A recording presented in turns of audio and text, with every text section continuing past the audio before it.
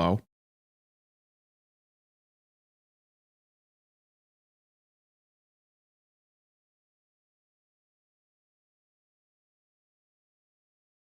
Okay.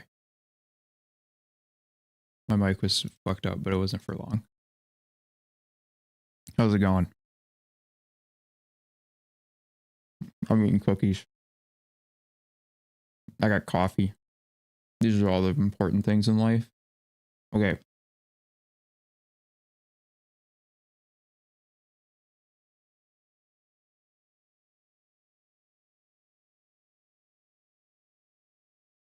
I literally closed I closed the stream. Hold on.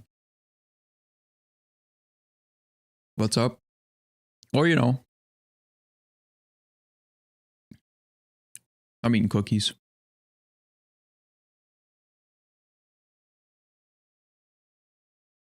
Let me open new window. Sorry,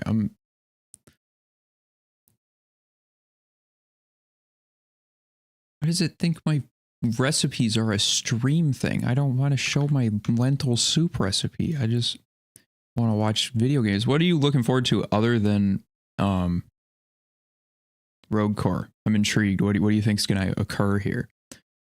Where's my coffee? I got bad news. I only made one.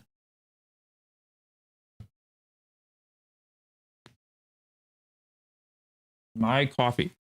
Oh, it's mine. It's my coffee. I'm getting crumbs everywhere. I'm fucking everything up. Dude, this music's scary. Hold on. I know you can't hear it, but it was scary.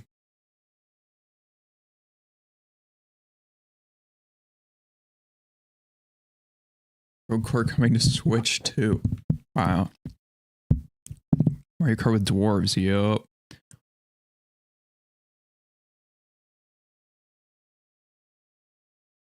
Okay. How do I use this fucking program? I don't know what I'm doing. Hi Pinboy, how you doing? Okay. Great new. The stream. Big window.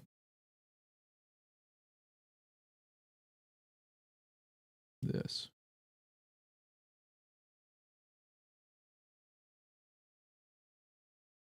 Why does it look gray? Okay, there you go. I had HDR on, sorry. Okay.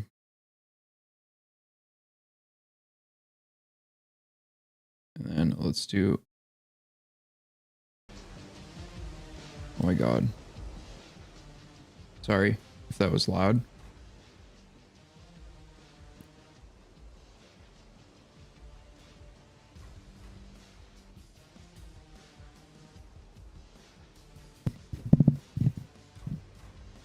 That was crazy how many Rockin' Stones there are.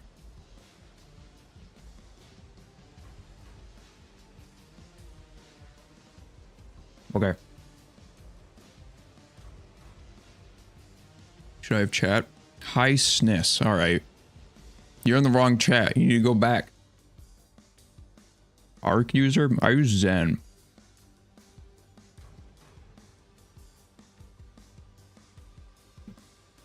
Grade A cropping? Oh, jeez. Hold on. There. How good is Zen? I don't know. I just like the vertical tabs, but I hate Arc, so... Or like on Windows, because I don't have a Mac. The Windows version's like really bad.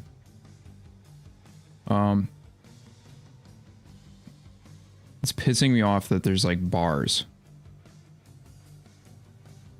You know?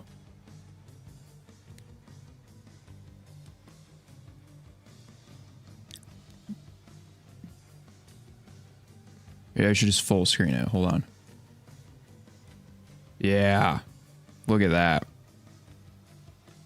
Do more lore videos. I have ideas. Yeah, I can talk more about like what the heck's going on with me later, I guess. I have one video that's like more than halfway done. It's about Rogue Core, so it's gonna have to change a bit. Judging by this trailer, probably. Because I think... I know a little bit. I only know one small detail so far. I should put my camera on, huh?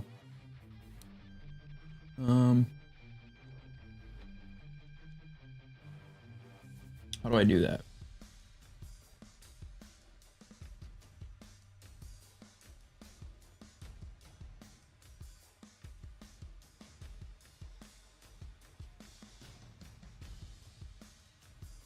Okay, hold.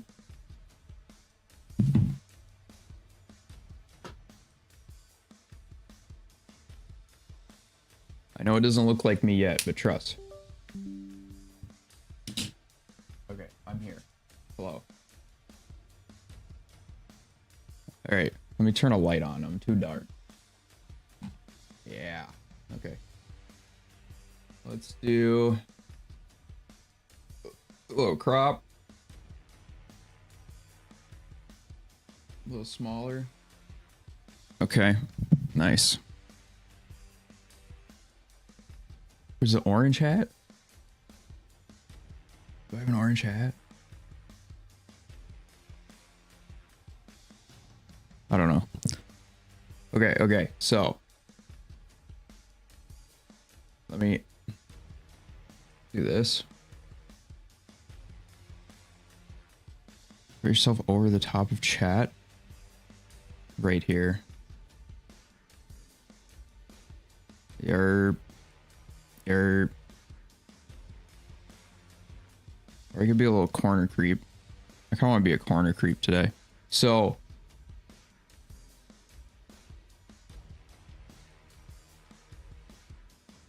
it's not what I, you know, you get the idea.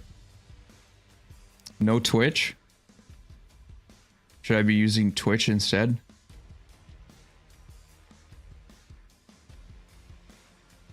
I'm like a little poo brain.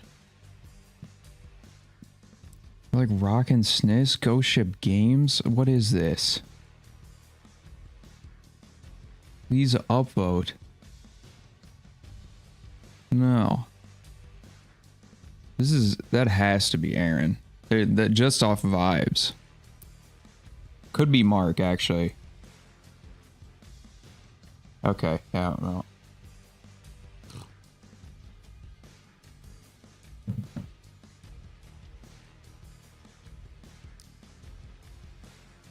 Okay. So was there anything else I need to do? You guys can hear the game or the shit, it's fine. I need money. Yo, me too. Welcome to the club. I need money club. Everyone put your hands up. Put both sides of your credit card challenge. Does this count? Credit card, right?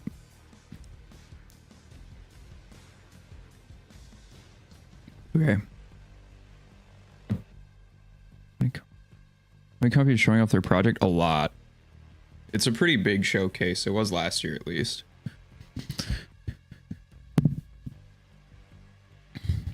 I wonder if they'll show more than 5 seconds of Silk Song.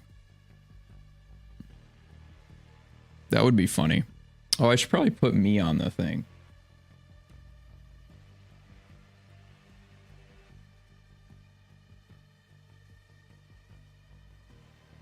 We need this. Half-Life 3. Yeah, maybe later. Maybe not at this one.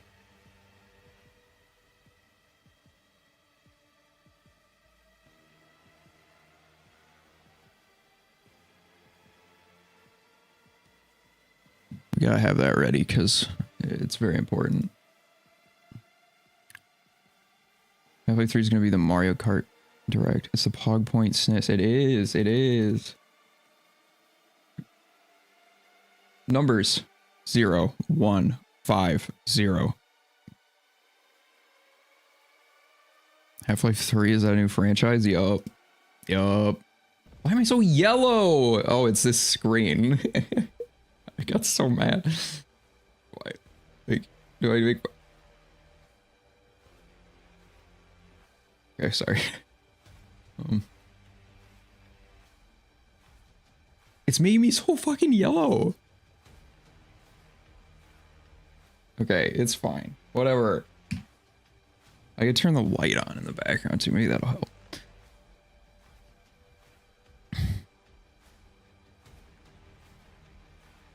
I got one of those stupid lights. Well, they're supposed to be smart, but they're kind of silly. There we go.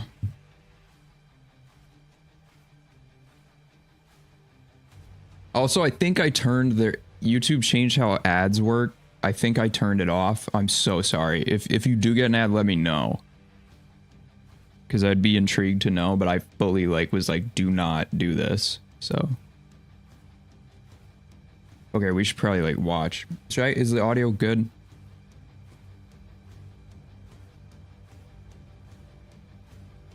Ads and streams? Yeah, so they have mid-rolls.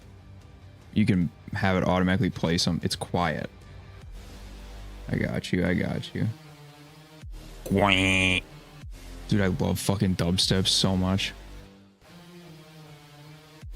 I don't even hate it. I'm just... What am I talking about? Talking about y'all want to pee. I just peed. I don't know why they're telling me that.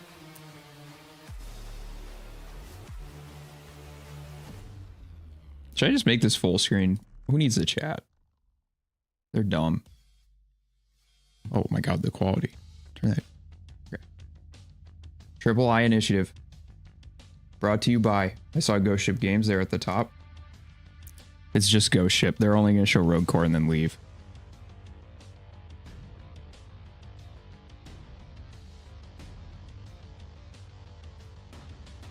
Okay. I'm sitting. I'm not relaxing though. That's a bit much.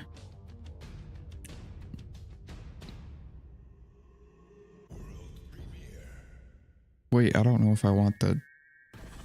I don't need that. Do we want captions? Let me know. Oh.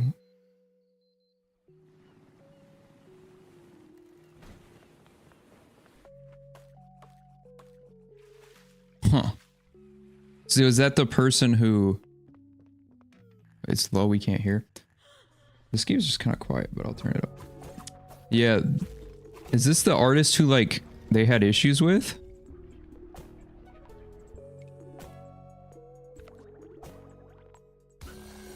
Because the second Earthblade got canceled because of some thing where, you know?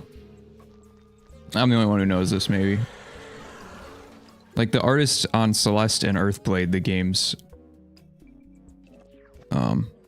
Yeah. So it's that person. Cool, I guess. Looks cool. Guys, I need more coffee. Already? Jesus Christ! Okay. That's the robot that opens the thing. Okay, yeah. Oh wow, the building looks a lot better.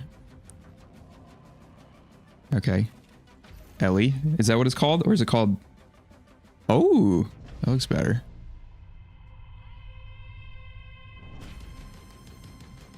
Oh, they have new paints. Oh, that song is really good.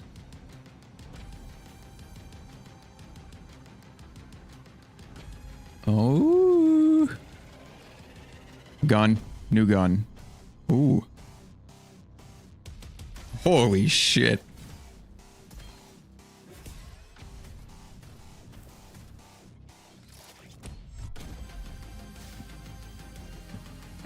Oh, cool.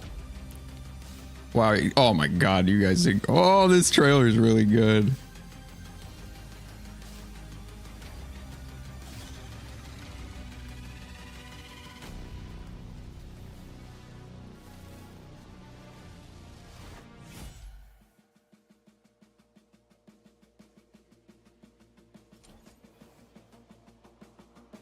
Sign up now.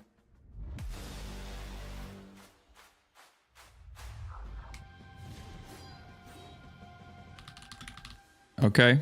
Where?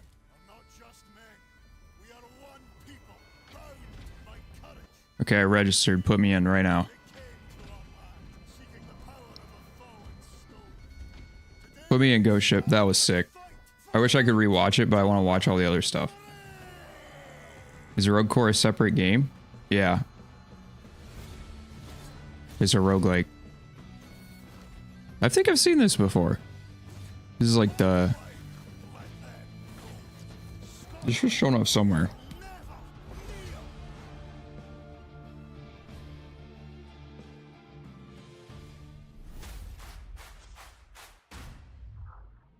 You've got nowhere left to run. I want to watch the trailer again. Heresy isn't a myth or a bedtime yarn. It's real. It's dangerous. It's what we fight against. The demons above, the beasts below. I love gaming. And the heretics within. You have everything it takes. Look like a Total War. Yeah, oh yeah, kinda. What do you want us to do? I won't lie to you. We're in a crisis. That's life in the Bishops. The apocalypse is always a couple of days away. You'll get used to it. Just remember that when you're a bishop and the difficult choices come. Can I watch the Rogue Core trailer again? The bird guy. I want the bird guy. Can I be the bird guy? Did you give me access yet, Ghost Ship? Gosh.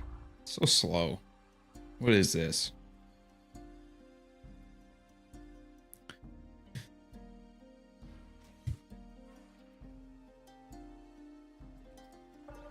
Ooh, pretty. Things. I have been many things. God.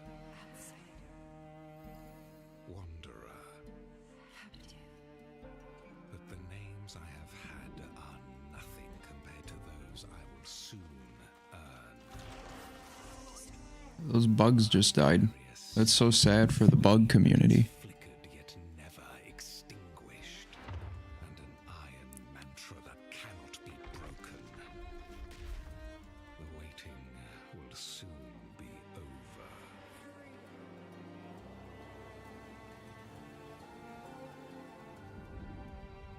Is this endless something?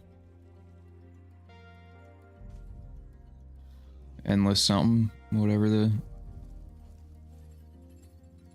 you know? I don't know what they're called. Like a dungeon, endless dungeon. They already said same. I wasn't paying attention. I was thinking about Rogue Core. You know?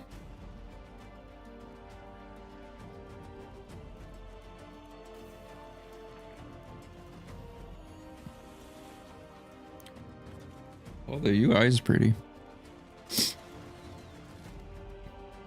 Uncover deep and dark stories.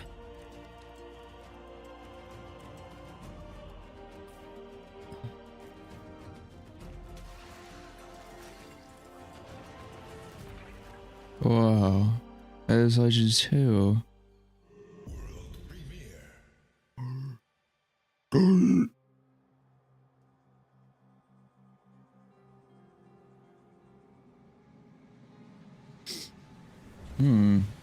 Train.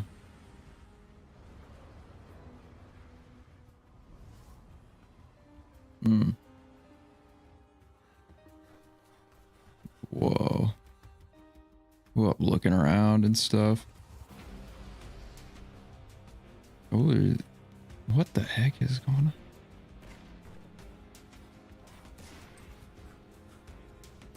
There's a very square lantern. Got the Minecraft lantern.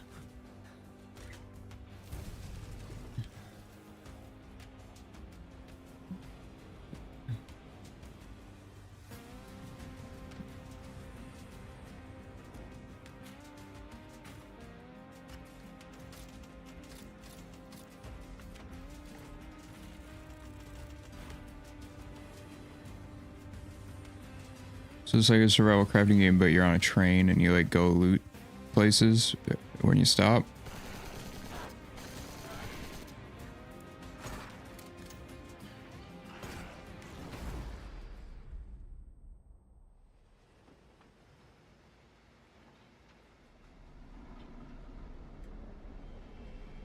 Oh yeah, that one, that big guy seems a little rough.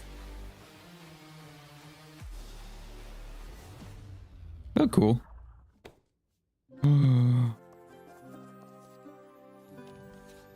Is this the Moonlighter too? Yeah, yeah.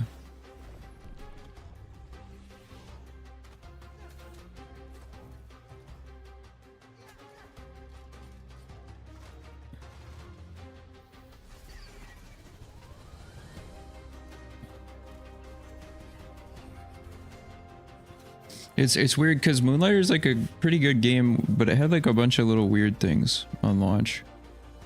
So I'm intrigued to see how they'll land this one.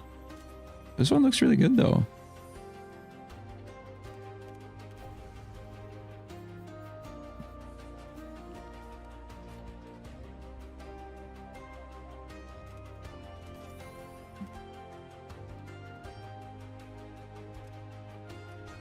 You're so loud compared to the stream.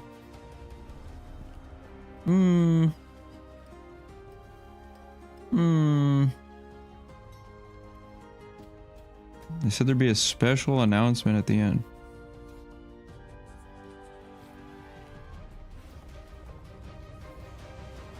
Yeah, it's probably Fortnite 2 coming out. Oh, the duck game or whatever, the space fuckers. You know? Seems a little quiet. Yeah, I can turn it up a little bit. A little bit.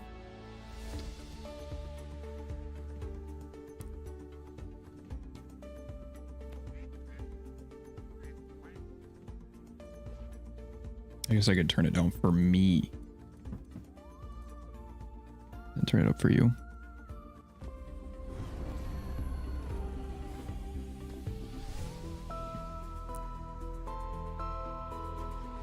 Yeah, that.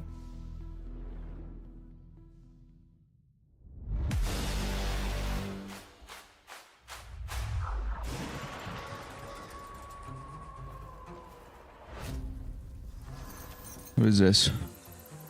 Escape room game? I like the look of that, the little duck game. Little space game. I think it is like from in collaboration with that YouTube channel, yeah.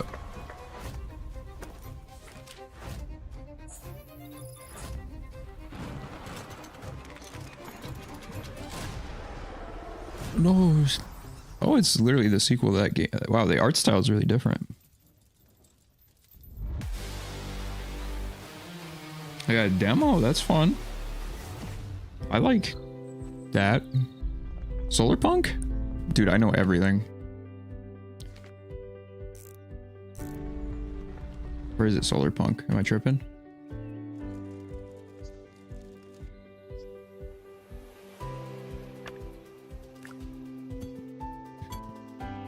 Maybe it's not.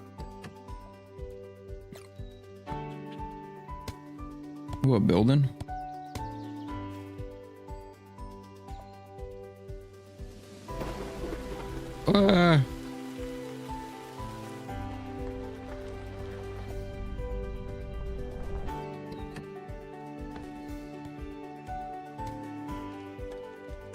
That's cool. I'm not really like...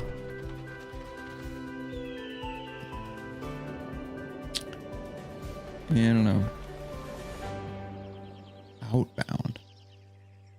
My bad. You ever played Frostpunk? No. And Shrouded. Shroud. Shroud is in this game.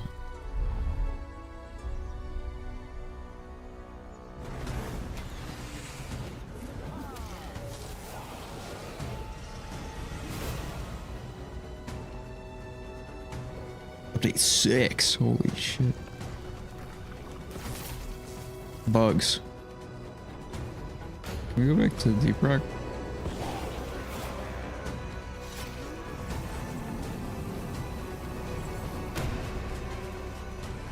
The combat looks pretty solid.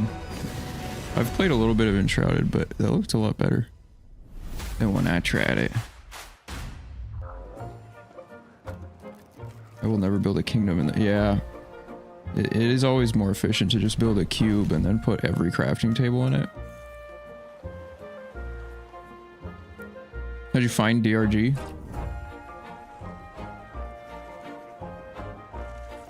I think it was on sale.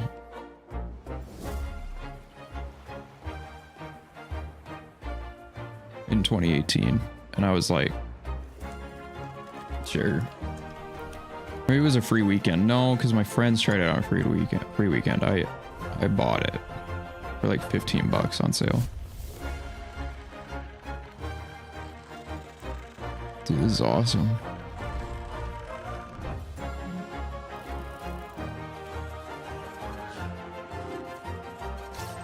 This is the future that I need.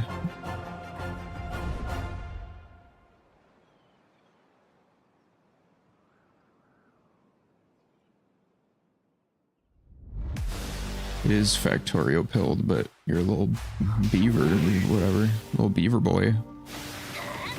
What is this? Sorry. I don't know why it became like ancient. Oh, I thought it said play one unique character. And I was like, one? Just one.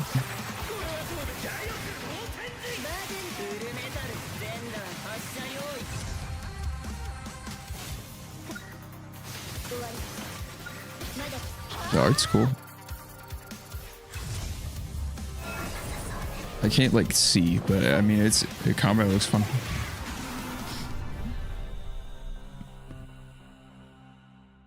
Character based, okay.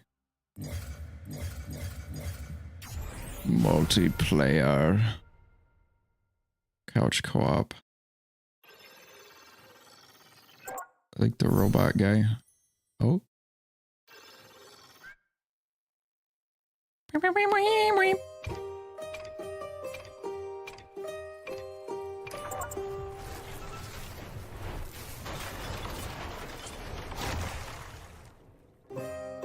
I was gonna say, that seemed like a Dead Cells type thing.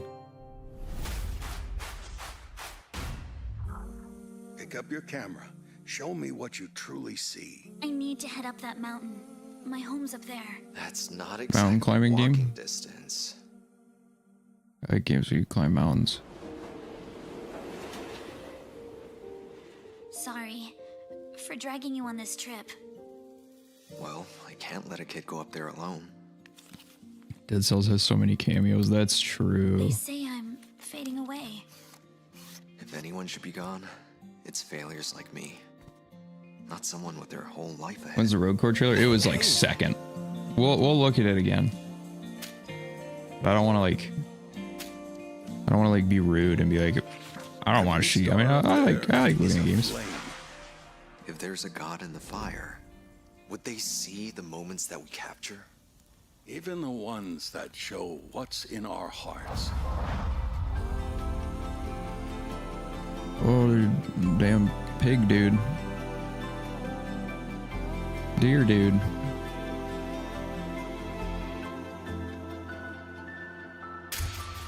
Hey kiddo, when you make it back, How was the trailer? It was cool. It was kind of, even when your best it was isn't fast, so I didn't really like get to Gotta stay dig into brave. it like all dork style, but If there's something I probably you want will to keep, after this is capture done. it, It so was it Ghibli. stays. Yeah, it does.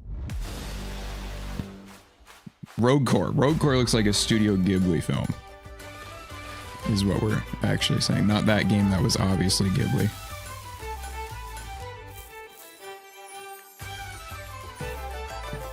Holy shit, bro. I'd play this just for the music.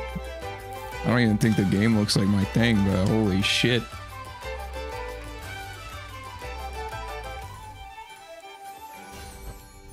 Blacksmith Master.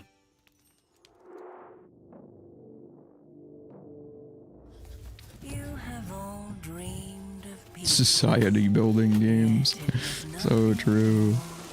But an illusion.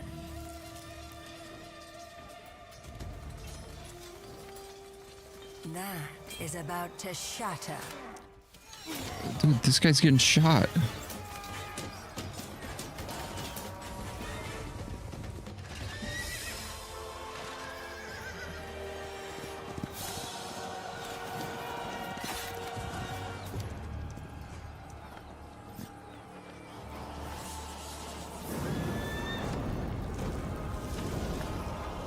Throw some of that one Hearthstone card. Look at how you struggle. So pathetic. So foolish.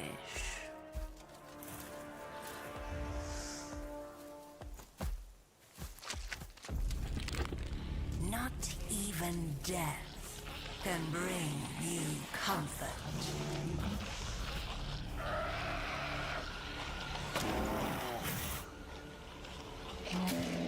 Oh. Oh, there's a giant demon now. That's not good. We will be your salvation. Don't resist your greatest. This is Diablo. Embrace your new master. Ubisoft. That one seems like something that people... No, loot bug!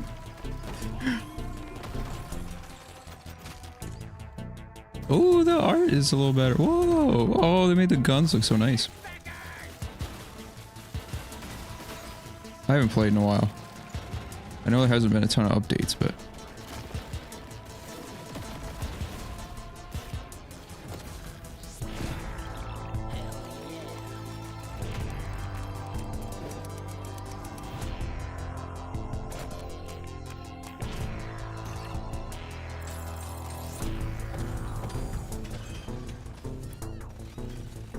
Is Survivor getting more attention? They had like a update that was like a pretty huge rework like underneath the hood, and it didn't go as expected. They posted a news thing about it. They had to delay like that. They're working on a new update basically, but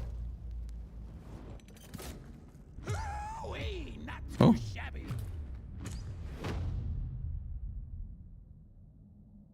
Whoa, cool.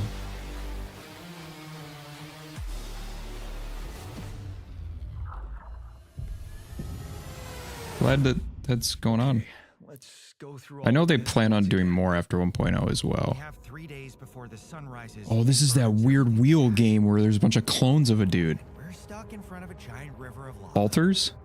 If we want to survive, we need to act now. We stick to the plan.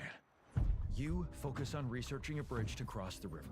I'll anchor it, fix the broken base modules, create radiation filters, gather resources, and Rapidium to create more alternative versions of ourselves. Are you sure they'll accept who they are? I can't worry about that right now. I need them to survive. The technician will help me fix the base. The miner can mine resources, while the botanist will provide food. We need more space to fit everyone. And besides, the miner has destructive tendencies, while the botanist is still in love with your ex-wife. The plan will work. Not the ex-wife, dog. Outside. We still have places to explore. New things to discover. I didn't know it had like a third-person exploration thing. I thought it was just like a oxygen not included, but it's clones of yourself. You to operate. That's what I have my altars for. Work isn't everything. You can't ignore their personal needs. Sometimes I feel like everything here is personal. How's that bridge? Sleeping on a damn floor. I'm working on it. The technology I need should be in the database somewhere. Oh, come on. We don't have forever. Actually, we only have 1 day. And right now, the botanist is calling your wife. Let me talk to her. The technician is inciting a rebellion, and the miner, he just hacked his arm off. This arm is yours, not mine. Oh, What about the why'd he do that? Yes, about that. We can't build it. The technology I need, it only existed in my life path. Maybe in this, There's- we might still have some time. That's pretty soon. Like a little sheep. What the hell?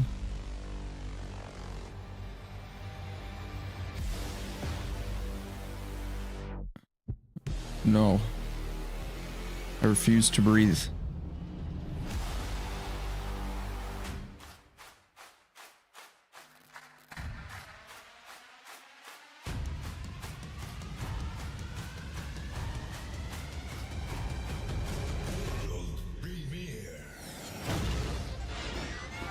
Speedrunners too?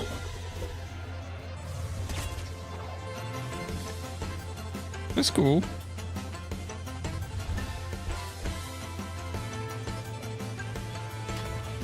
I sucked at this game, dude. That was so bad. It's like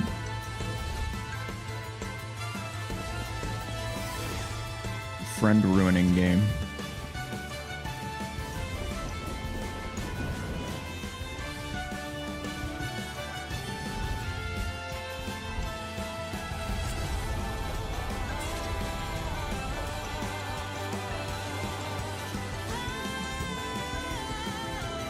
Is any of this new so far? It looks like... It just looks like all the same stuff. But 3D. But that's cool. When the journey gets tough, who'll Is this a game where you just drive, please, and just get stuck and die? Over the Hill beckons you back to those forgotten days when the journey itself was the destination. Find your grip as tires fight for precious traction on wild and untamed paths, where the earth welcomes you with its embrace, leaving its mark on metal and memory alike. In a world that's forgotten how to wander, find friends who share the same memories and the same desire to relive these moments of beautiful struggle, once commonplace, now precious and rare. Crest each summit to glimpse vistas untouched by the hurried world below. Frame these moments like Polaroids from a simpler time. Take care of your machine like it's more than just metal. Don't put the tire there, you can't Out see. here, they have a soul. When a friend struggles, we don't leave them behind. We pause. There's no door for behind? And we get through it together. Mud River food. I feel like...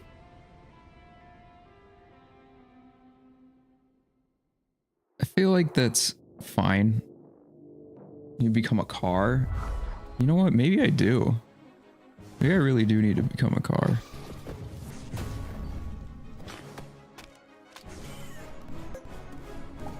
What is happening?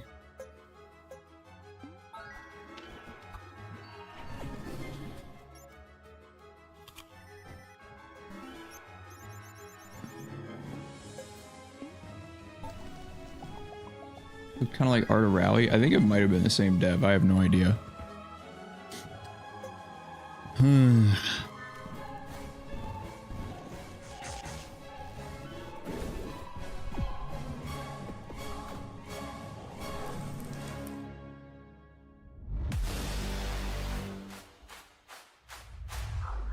a universe more than 10 years in the making. There's so many video games. Strange and alien worlds, and some that feel a little more familiar. Something big is about to happen. Not the big gun, not the big space gun. You decide your fate. From exploring the stars to commanding fleets, from What is this? trading and warfare, to building an empire that stands the test of time. And in a galaxy where power shifts. It looks like if Elite Dangerous was like in X4 Foundations, a different, like a new Elite Dangerous type vibe. universe simulation for PC is about to evolve. Diplomacy will finally be an option. Make it a new Elite Dangerous? More and more players have embraced X4, not just as a first-person space sim, but as a deep, strategic empire-building experience. Oh my god. We are very excited to today announce the X4 Diplomacy update for later this year. For the first time in the X series history, you will be able to negotiate, forge alliances, broker truce, and shape the fate of the universe. Not just through war, but through diplomacy. This is way too much for me. Peace, or power, or this is too much. I don't. The choice is finally yours. I don't know anything. I don't know.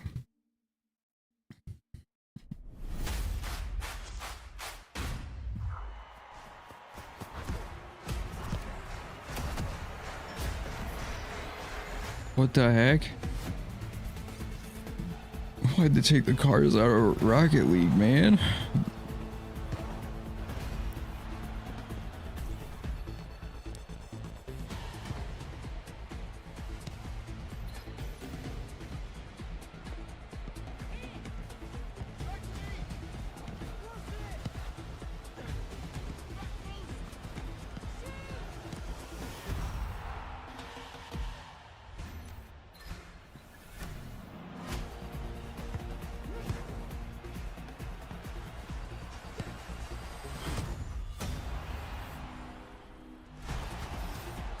Wait. That looks like a game.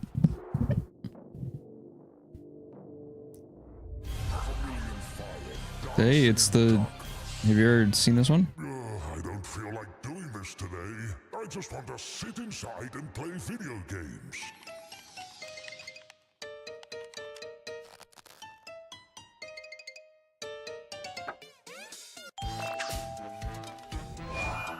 I don't know what is happening.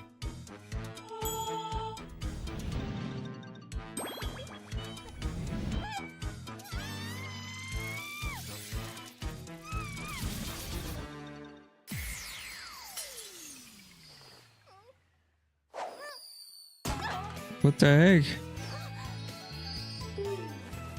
She don't know where the hell she is.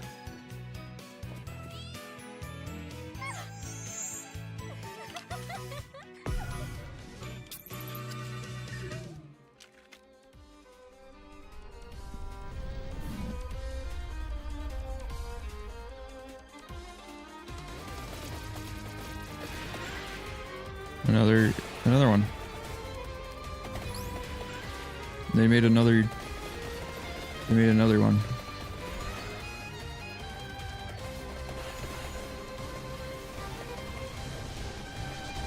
I need to come back to this game. It's free and it's out today. Fair enough. They're fucking crazy, man. They call them Izirak. Ain't alive, but they ain't dead neither. Shadows, eyes burning like the devil's on fire. If you hear their whispers, run. Oh, that cave is pretty.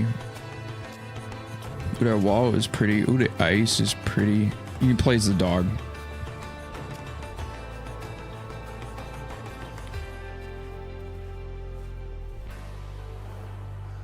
They lurk in the dark. Wander too deep, and you're theirs. They look cool. Shh. Quiet now. Oh. They're close.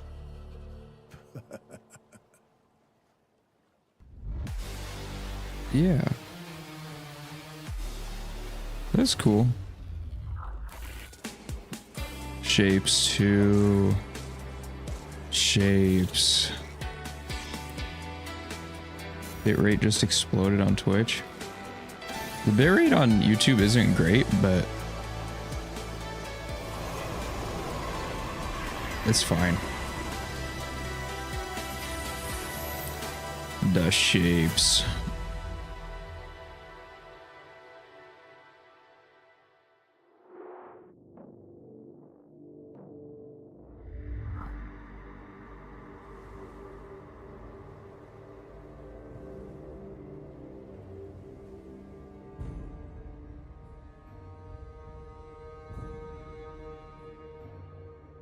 So Rogue Core is fun.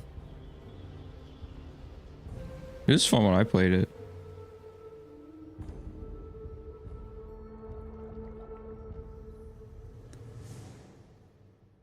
But that was a while ago. Is this?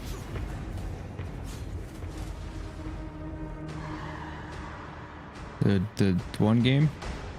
Survival? Yeah. VU Rising game. Been waiting for this update so long.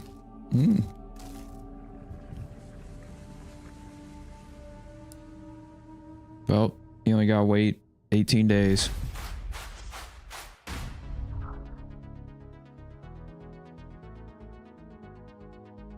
Damn, they're fucking flying.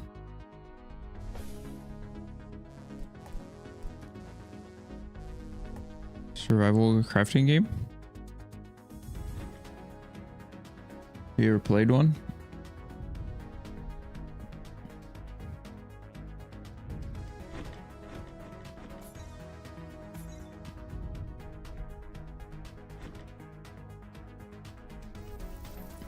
Economy rework.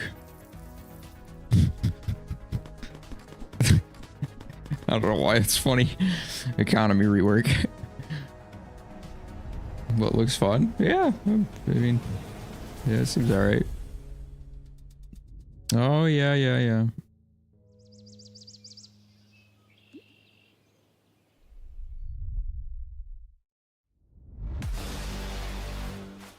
Did I miss Rogue Core? It was like second in the stream. I think they're doing like a thing after the like trailers. They're gonna like talk or something. I don't know. If we're always looking back.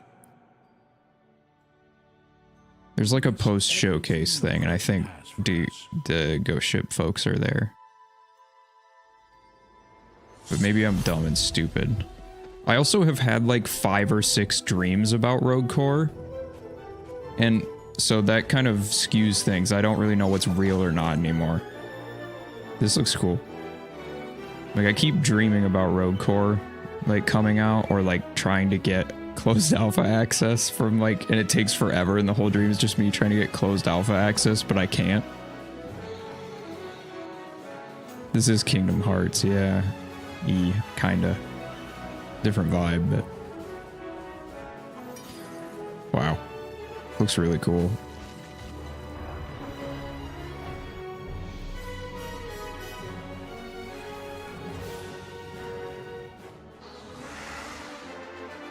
Yeah, I feel like the next couple years are going to be like the years of like Kingdom Hearts adjacent games. Because there's a lot of nostalgia for it now, I think. Green... Oh, I thought it said green juice. It's screen juice, my bad. Green juice. I was like, what? Why would you name your company Green Juice?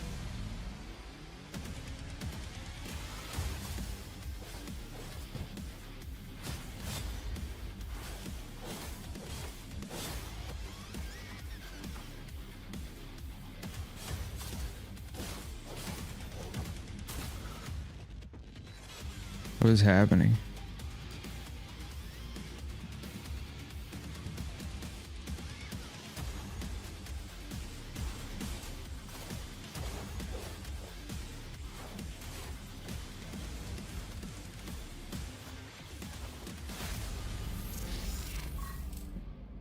That's cool.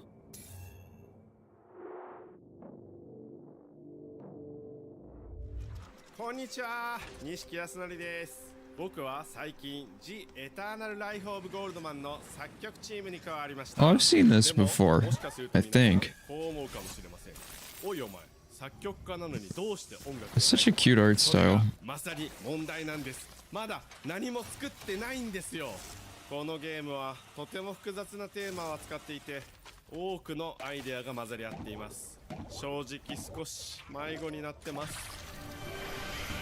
Have no fear, Yasunori. Oh my god, Rainbow Six? I don't know if this is Rainbow Six. Love. The events leading to the eternal life of Goldman are a tragic. Was that a Nintendo Direct? Try to imagine what a broken heart sounds like. Wherever there's love, there's death. This game mixes ancient tales and legends with religious motifs. A bold ensemble that gives us a glimpse into the darkest corners of the human soul. Ew, I don't like those spiders. Sound of a sinner's knees, trembling before the last judgment. That's all well and good, kids, but let's not forget, the eternal life of Goldman is, first and foremost, a cutthroat video game. And what's music supposed to do in a cutthroat video game? Get the pulse going so hard in your temples, you have a stroke. なるほど。ありがとうみんな。なんとなくつかめてきたよ。ちょっとじゃあ。 Cool, right, Aaron. Yeah, Aaron. Give me it.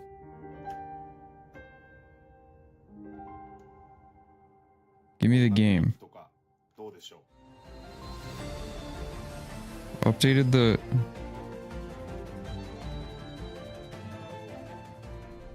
We updated... They updated the Steam page. Let me see this. Let me see this. And I didn't protect her. If she's alive, we've got Road Core. Oh yeah, they did. That is really cool art.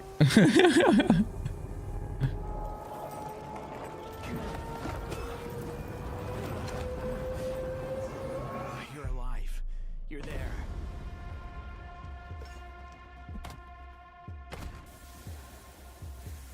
All right, now put me in the game. What the hell is this? Did I join late? They did show Road Core already.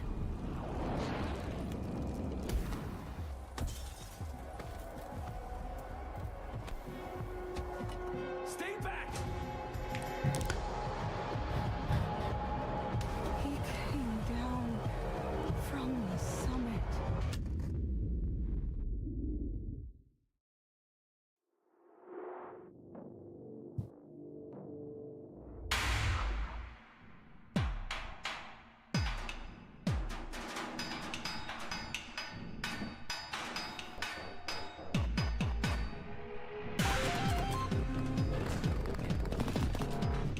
Let's be a landlord.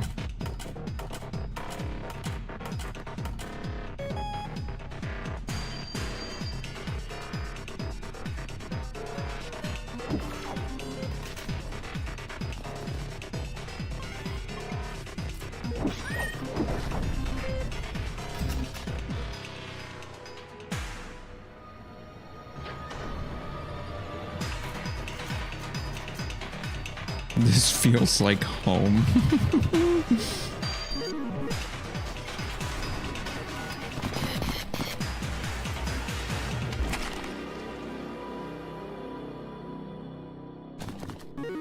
Let's go gambling. Let's go gambling. That look cool. Fema, what's your emergency?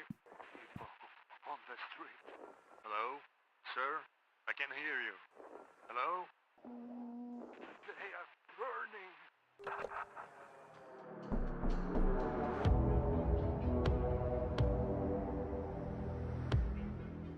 Scary, scary game. Unmask the visitors before it's too late.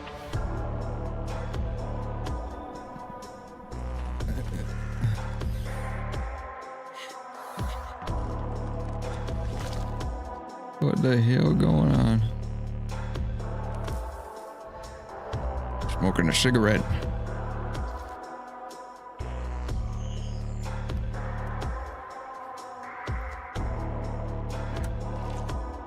Bug in the ear.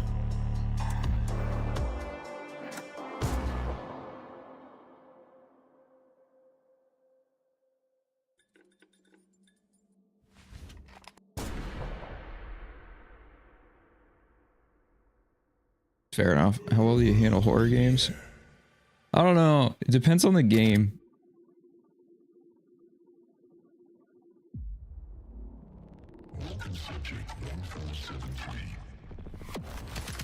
If it's like one of the ones like PT where it's like really tense the whole time and like constantly, yeah, like I can't handle that stuff.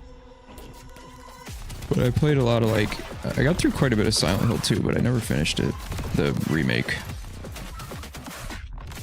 What's happening?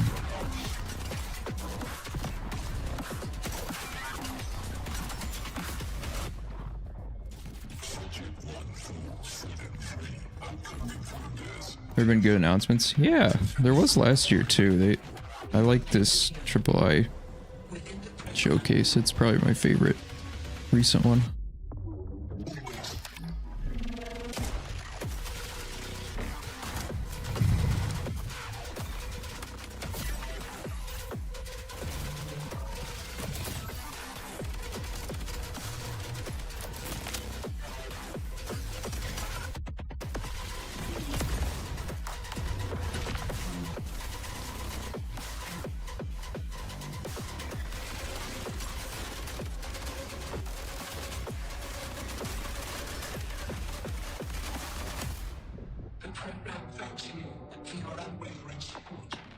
What is it called? Void Breaker. Cool. Wait, was it a roguelike? So I'm nobody. Do you think you have a chance of getting the closed out for Rogue Core? I have no idea. You just sign up. Might as well. Yeah, just go to the Steam page and click sign up.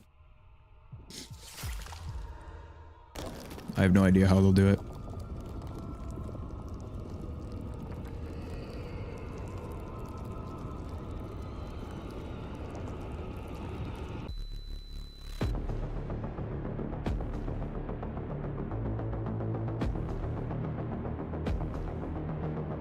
I was gonna say, this is like the Katana Zero thingy.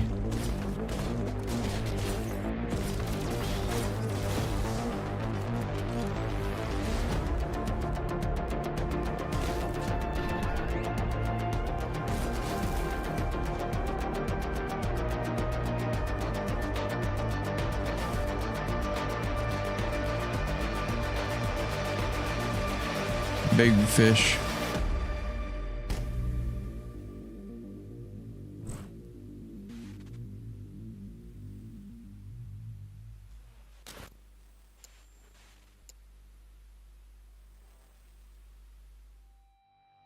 Cool.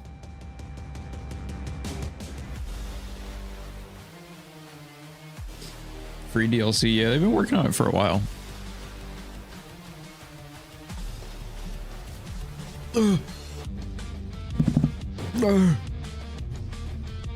Gaming.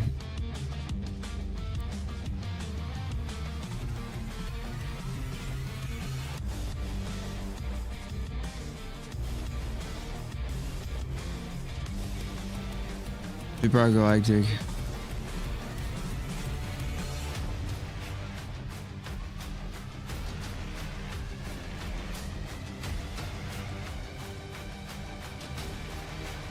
And one last thing, Deep Rock Galactic 8. They're skipping a lot of them. That was cool. That was a good showcase.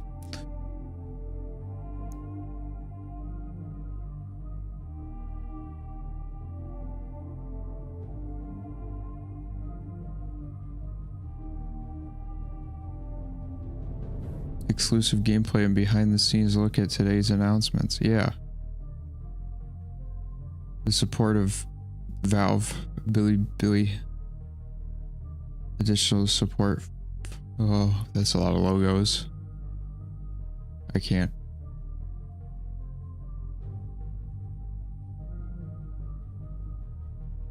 Okay, let's see. I want to see the Deep Rock Galactic gameplay. What did we eat other than Rogue Core? Burp.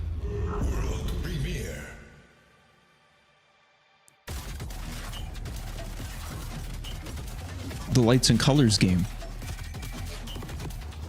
So, like, I guess to be fair, like, if it wasn't like a stream, it might not look unfathomable. Because as soon as you put particles through YouTube, they just like turn it into slop. Hello everyone. Rogue Core trailer's on. Yeah, I want to. Developer and creator of Void Breaker. I'm pretty sure they have a bit in this. Previous work on the Entropy Center. I have a concussion. And this isn't helping. A high intensity FPS roguelike. That's all. Yeah, I don't know, man. Maybe you should lay down. And insane weapon modification systems. Oh no.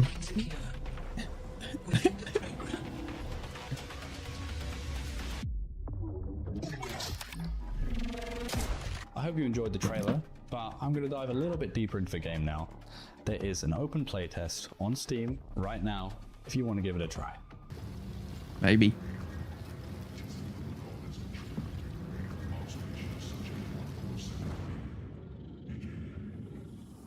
I was a video editor turned cinematic artist turned indie game developer. This is my second game after releasing The Entropy Center at the end of 2022. But now it's time to kick it up a notch. This game is all about movement and high-octane visceral combat that rewards aggressive and skillful play. You'll be dashing, rail grinding, and sliding through the chaos, taking on waves of relentless AI foes. But before we go any further, let's talk about the chaos that is environmental destruction. One of the most exciting core mechanics of Voidbreaker is its environmental destruction.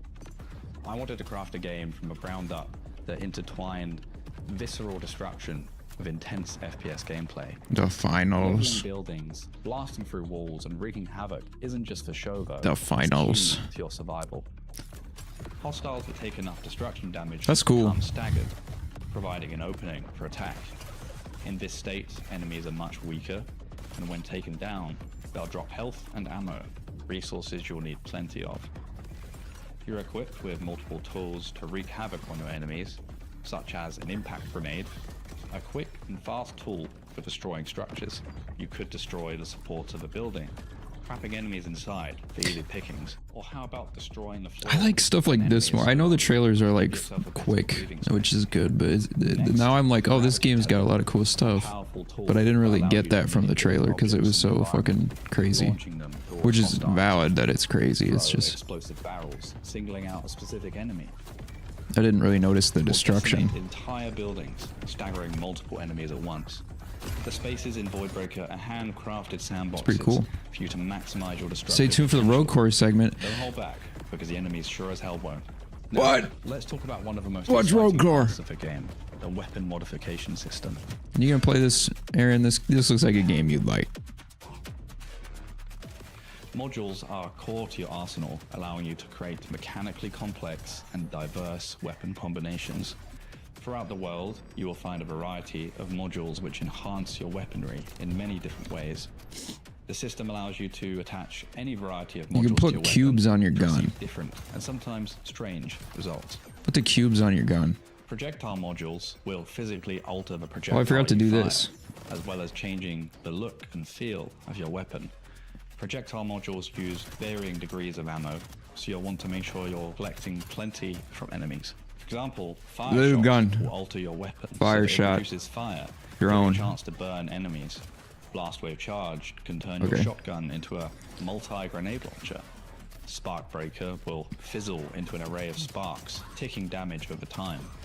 Next, you might come across wall ricochet, a type of weapon module that makes projectiles bounce off walls. The Deep Rock.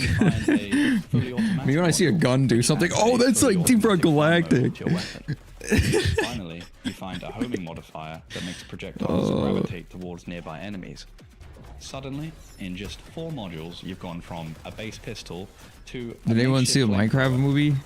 Let's try another. How about we start with I the didn't. base shotgun? We find impact spread, a module Should I go watch it? greatly increases hipfire damage. but also Flint and greatly steel. increases I know that. accuracy. Then we I know the have Flint and steel. Ice wave charge, I know a type of projectile module, making our shotgun Chicken shoot Jockey. ice I know grenades. that one. Then what if we found a charged shot module, a type of fire mode mod that requires you to hold the trigger down? I don't know how it happened, but Jack Black went from like everyone was like, God, Jack Black is over now when that trailer showed off to at the end of it, like Now we've got a strange shotgun that deals more like everyone was damage like, Jack when you Black's hold the awesome. trigger, Like it all just whilst went right shooting back around. Ice grenades attached with webs of electricity. If it sounds crazy, it's because it is. Whether you are shooting fire-enhanced missiles, electric shockwave rounds, or ice orbs. To be fair, he's that always freeze awesome. Yeah, enemies no, I in love midair, Jack Black. the I just like possibilities and combinations are endless. It's just so funny because everyone's like, I don't know, man, he's doing too much right now. And then at the end of it all, everyone's like, chicken jockey. So I guess it worked out. Have you seen the new? Have you seen the new Rogue Core trailer with the closed alpha? Yeah, they showed it off. That add additional repetitions Should to nominate I switch to playing that? Makeshift flamethrower from earlier. Well, I don't want to. I don't want to skip. They're gonna show more here in a sec. Trust. The additional repeats to I don't know when. It's probably after this game, bet. The amount of times it can ricochet off a surface. Never. So now, with a strategically placed setup, our makeshift flamethrower. I don't get how it's funny. It's just chicken. It's just like each new weapon. Hearing the phrases from Minecraft like uttered by that man are just really funny. Forcing you to adapt. Chicken jockey. A setup that works for one weapon might fall apart for another. So it's up to you to experiment and become a master of the module system.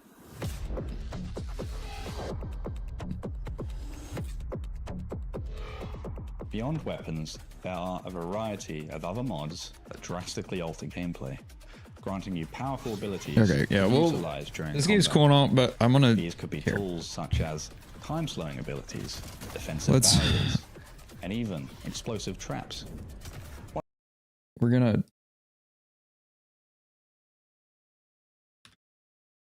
Deep Rock Rogue Core. We're gonna pull up the Steam page so we can show what they showed, because yeah, so there's the trailer. We already watched the trailer, but we can. I don't want to. We can watch it again in a bit. I just wanted to see what was new on it. Yeah. Just make sure it's still that. Okay. Yeah, so they got. Oh, these guys are still in. Cool.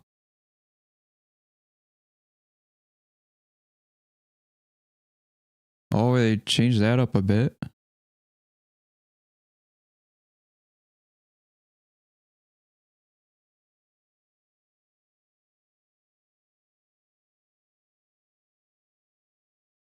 Okay, I'm just like taking it in, you know. Ramrod's looking good. Oh wow, yeah, that is cool armor. That's the bird guy, right? There's some stuff there. It's interesting that they made like a paint job for Mag Blaster. That's new.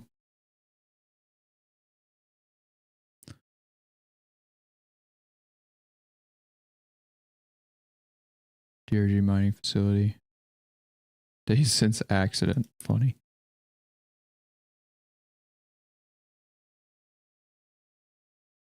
Oh, that's a cool like. Oh, wow, that looks a lot better. I really like that effect.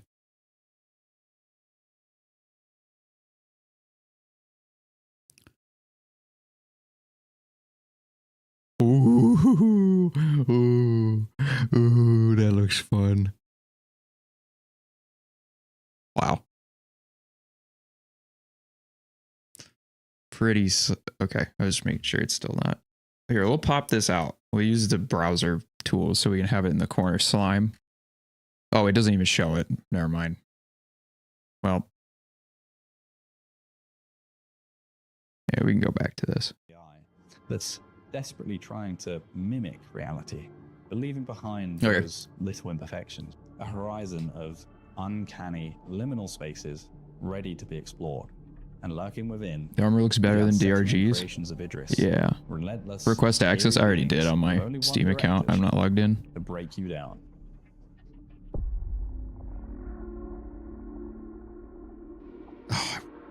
The world of Voidbreaker is random I want the each game. time you enter, so your run-to-run experience will be fresh each time. There are secrets, new mods, and mysteries behind every corner. Find unexplored chasms, secret caves, and remnants of other inmates before you. And when you explore that secret cave, the program will not generate that area again in future runs, giving an RPG-like experience to the exploration. You'll come across. I do wonder if we'll see anything transfer over to DRG itself. Maybe not directly, but the work they put into Rogue Core will absolutely inspire any future DRG seasons. Like, it's just inevitable. So like what they do in the game will, I mean, it's also a really like a lot of like, sorry, I'm turning this, I'm a yap. Like a lot of the stuff in Rogue Core is a little faster to develop than DRG, which is a really interesting thing. Like weapons are way easier to make for Rogue Core because it's not like it's just less complex of like a task in Rogue Core. So it allows them to like do a lot more like prototyping. Like it's basically, I mean, yeah, it'll, I'm sure some might, I mean, I already know Rogue Core inspired some things that came in season 5. Like some of the things they were prototyping when I was there, like are in season 5 in one way or another. I don't really want to like specify. Well, I don't know. It doesn't really matter. Yeah, one of the overclocks is like very similar to what was a class ability in Rogue Core.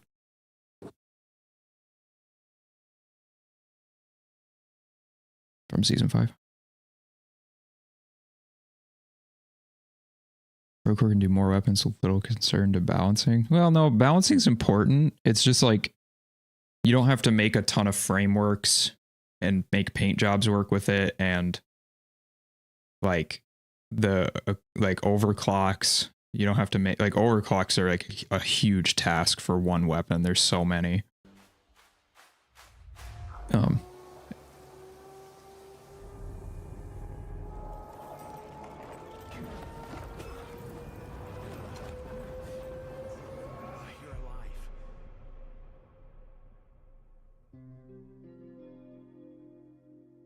When we first started working on our game, we knew we wanted to create an experience that truly immerses players in the sheer power of nature.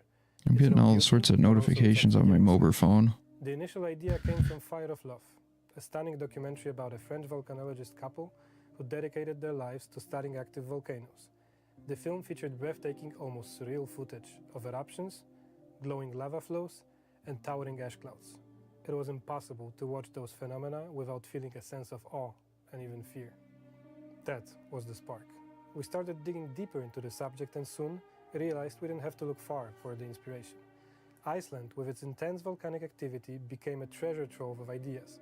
We saw incredible potential in this motif, not just for creating a visually striking setting, but also for designing an experience that feels hypnotic and deeply emotional.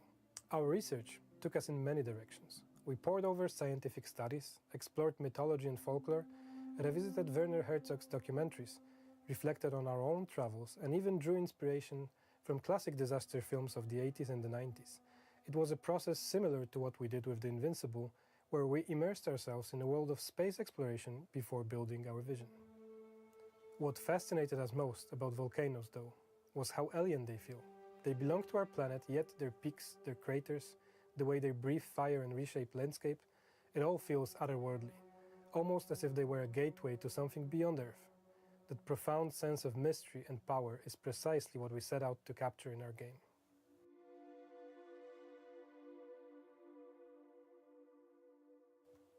In our game, we'll bring the experience of being a rescuer, thrust into the chaos of a I don't remember seeing this game. Players will have I might not have been paying attention. Constantly balancing risk and survival while navigating an ever-changing environment to save lives. Every choice will carry weight, shaping the gameplay in meaningful ways, but this world will be much more than just fire and destruction. You will uncover a I need this game. Intertwined with volcanoes, one that will transcend human understanding, blending myth, mystery, and forces beyond science. Lava fun. Almost hypnotic. The battle against the elements will unfold not only in raging fires and volcanic ash, but also within the hub, a refuge teeming with survivors and other living beings. Though the game will feature mechanics reminiscent of shooters, its goal will be entirely different. This won't be about elimination, but rescue.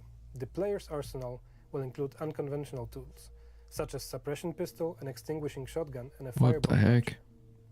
Destruction will be just as crucial.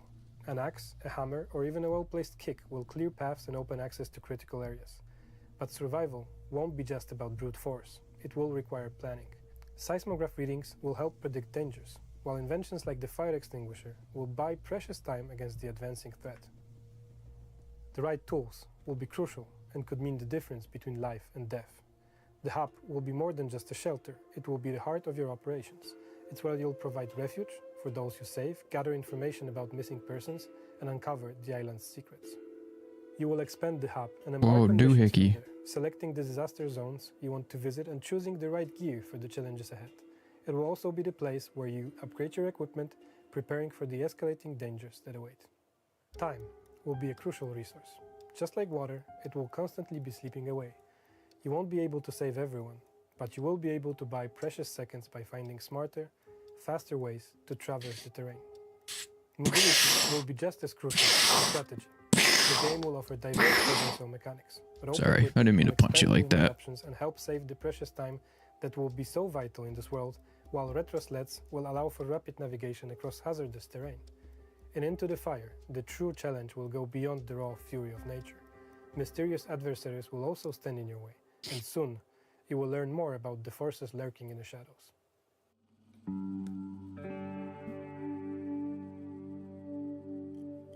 Frank, the protagonist of our game, is a man in his early 30s, a member of a research team with a deep fascination Frank. with nature, That dude looks not like a certain Frank. attachment from people.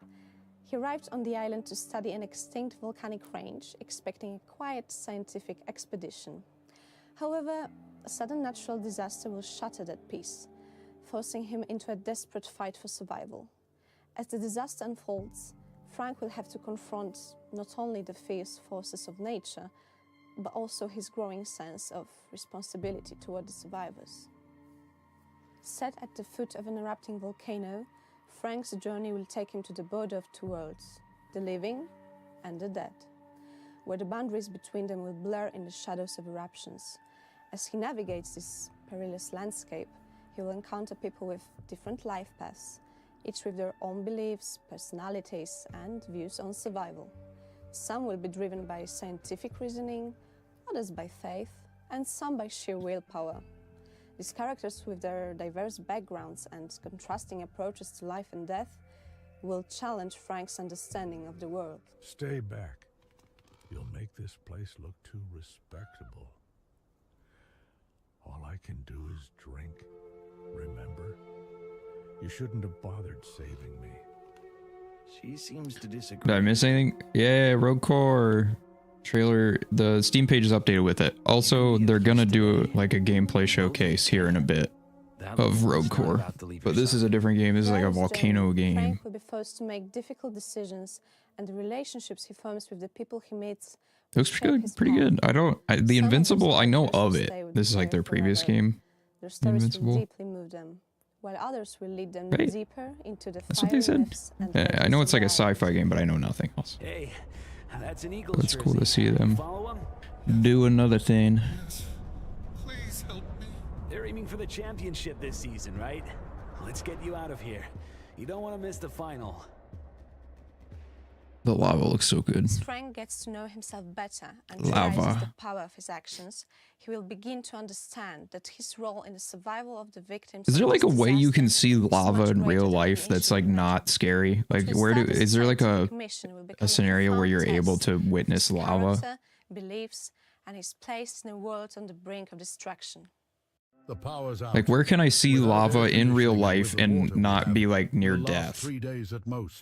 I'll take care of Is there like a chill scenario where there's lava? Like I know someone who might help. is there somewhere in the world where it's just like hanging out? Despite his past. I'm not much of a speaker, but I believe survival. Because I like want to see it in real life. It's just it looks cool. These are the people who There's built a cooled city on the lava. edge of hell. Yeah.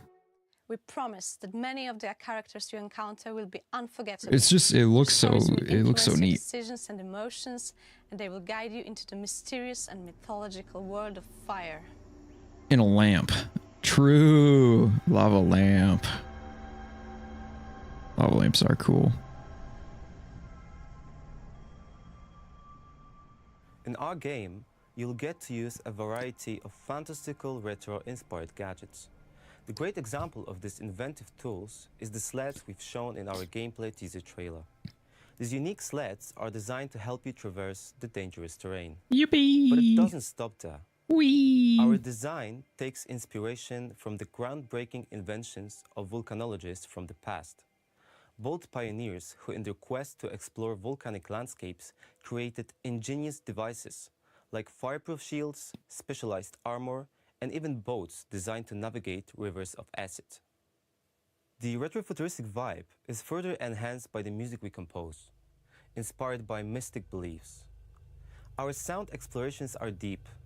We search for music across the world, listening to nature, fire, and sonic I think one of stories around Hawaii's the volcano. volcanoes has a relatively The controlled key element active is flow. also the Cool. ritualistic sounds of indigenous people from the volcanic islands. I'm assuming you can't go near it. Adds an additional mysterious layer to the game's atmosphere. We use instruments native to regions of South America and Asia, primarily percussion, but also the wind instruments like flutes. The music in the game evokes a wide range of emotions, but a very important element for us is nostalgia, achieved through the effect of a wobbly tape and use of analog system for recording. One can also find inspirations from the psychedelic sounds of 70s rock. How near is near? I don't know. I want to look at it. But I want to touch lava, obviously. No, I actually, that would be pretty awesome. Profound sensations. We're cooking up I don't know, I a just- hot feast for you. You know? Oh, goodness. That's not ideal. You don't want to be in that scenario, I don't think. One day, I just got an email from Ichigawa-san from Square Enix, and I had no idea what to expect from this email. I didn't even know if it was authentic or not, basically. It contained a little GIF animation that the marketing team for the Saga team was working on that was depicting a very nice little game like Vampire Survivor, but with the Saga characters. And that was beautiful. And so we just started to talk about. I didn't know Saga was a thing. And now we're here, I guess. So I've always been I thought these were just like. by, the Saga series. I thought they when just like games made or these prototypes. characters. For example, in Vampire Survivors, there are actually a couple of references to the Saga series that I wasn't expecting anyone to ever pick up. And instead, fans of Saga did pick them up and were very surprised and happy to see that there were other people out there who know the little things about the series. There is this feeling of power that comes from both games that I feel like it works. I need as to a play bridge. Vampire Survivors again. I The played it world like is so rich of interesting characters that the Glimas that is such a really big early, and now I element don't know what the of heck's whole going Saga on. series, that it just makes sense to try and replicate that feeling of a surprise. But then going into the more specific things of Saga Emerald Beyond, for example, you get Ameya, that's in Vampire Survivors, just like in Emerald Beyond. She can find new cats to take care of. Cat build? And every time she picks up a cat, she becomes a little bit stronger. Nertutic I outside wanna of play the box cat from playing character. games like the Saga series, where in every iteration of the series you find completely different game mechanics. If you know Saga, then I'm sure you'll be thrilled by knowing about this collaboration. And if you don't, you should be thrilled anyway at the huge amount of content that you will get from this collaboration and the chance of discovering this new series. World premiere. Hi there, my name is Damschott. I'm a journalist and I was invited by Moon Eye Studios Hi. here in the heart of Hamburg to look at their newest game, Ikuma. So I would say, let's ask some questions. Oh my god, he's rolling. Run. Why did he do that? Why did he do that?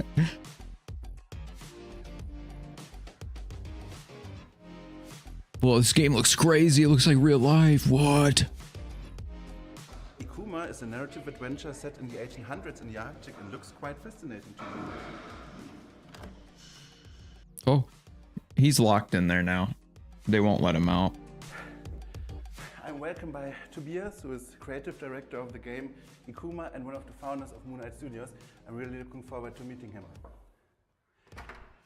Moin! Hi! Nice to Hi. meet you. Hi. Yeah, come in. Wonderful. There's a cute little studio you got there.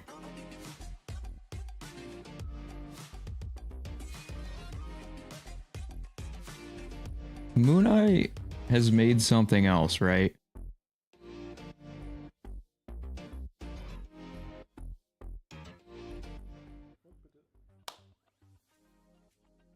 So what do you actually do in the game? Yeah, so the core gameplay basically is still similar to Lost Ember, an exploration adventure. So it is based around exploring the world, finding its secrets, and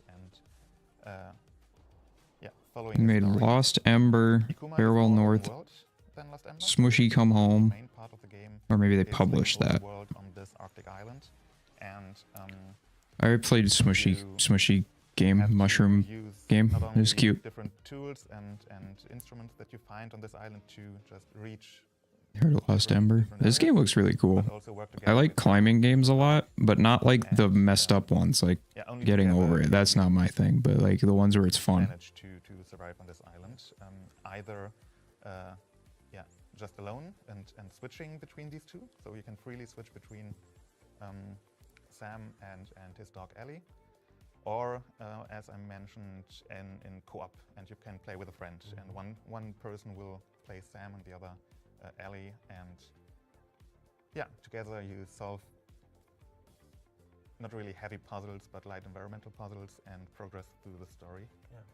Would you say it's a hard game or a comforting game? I would say it's more of a comforting game. I mean, there are light survival aspects to it.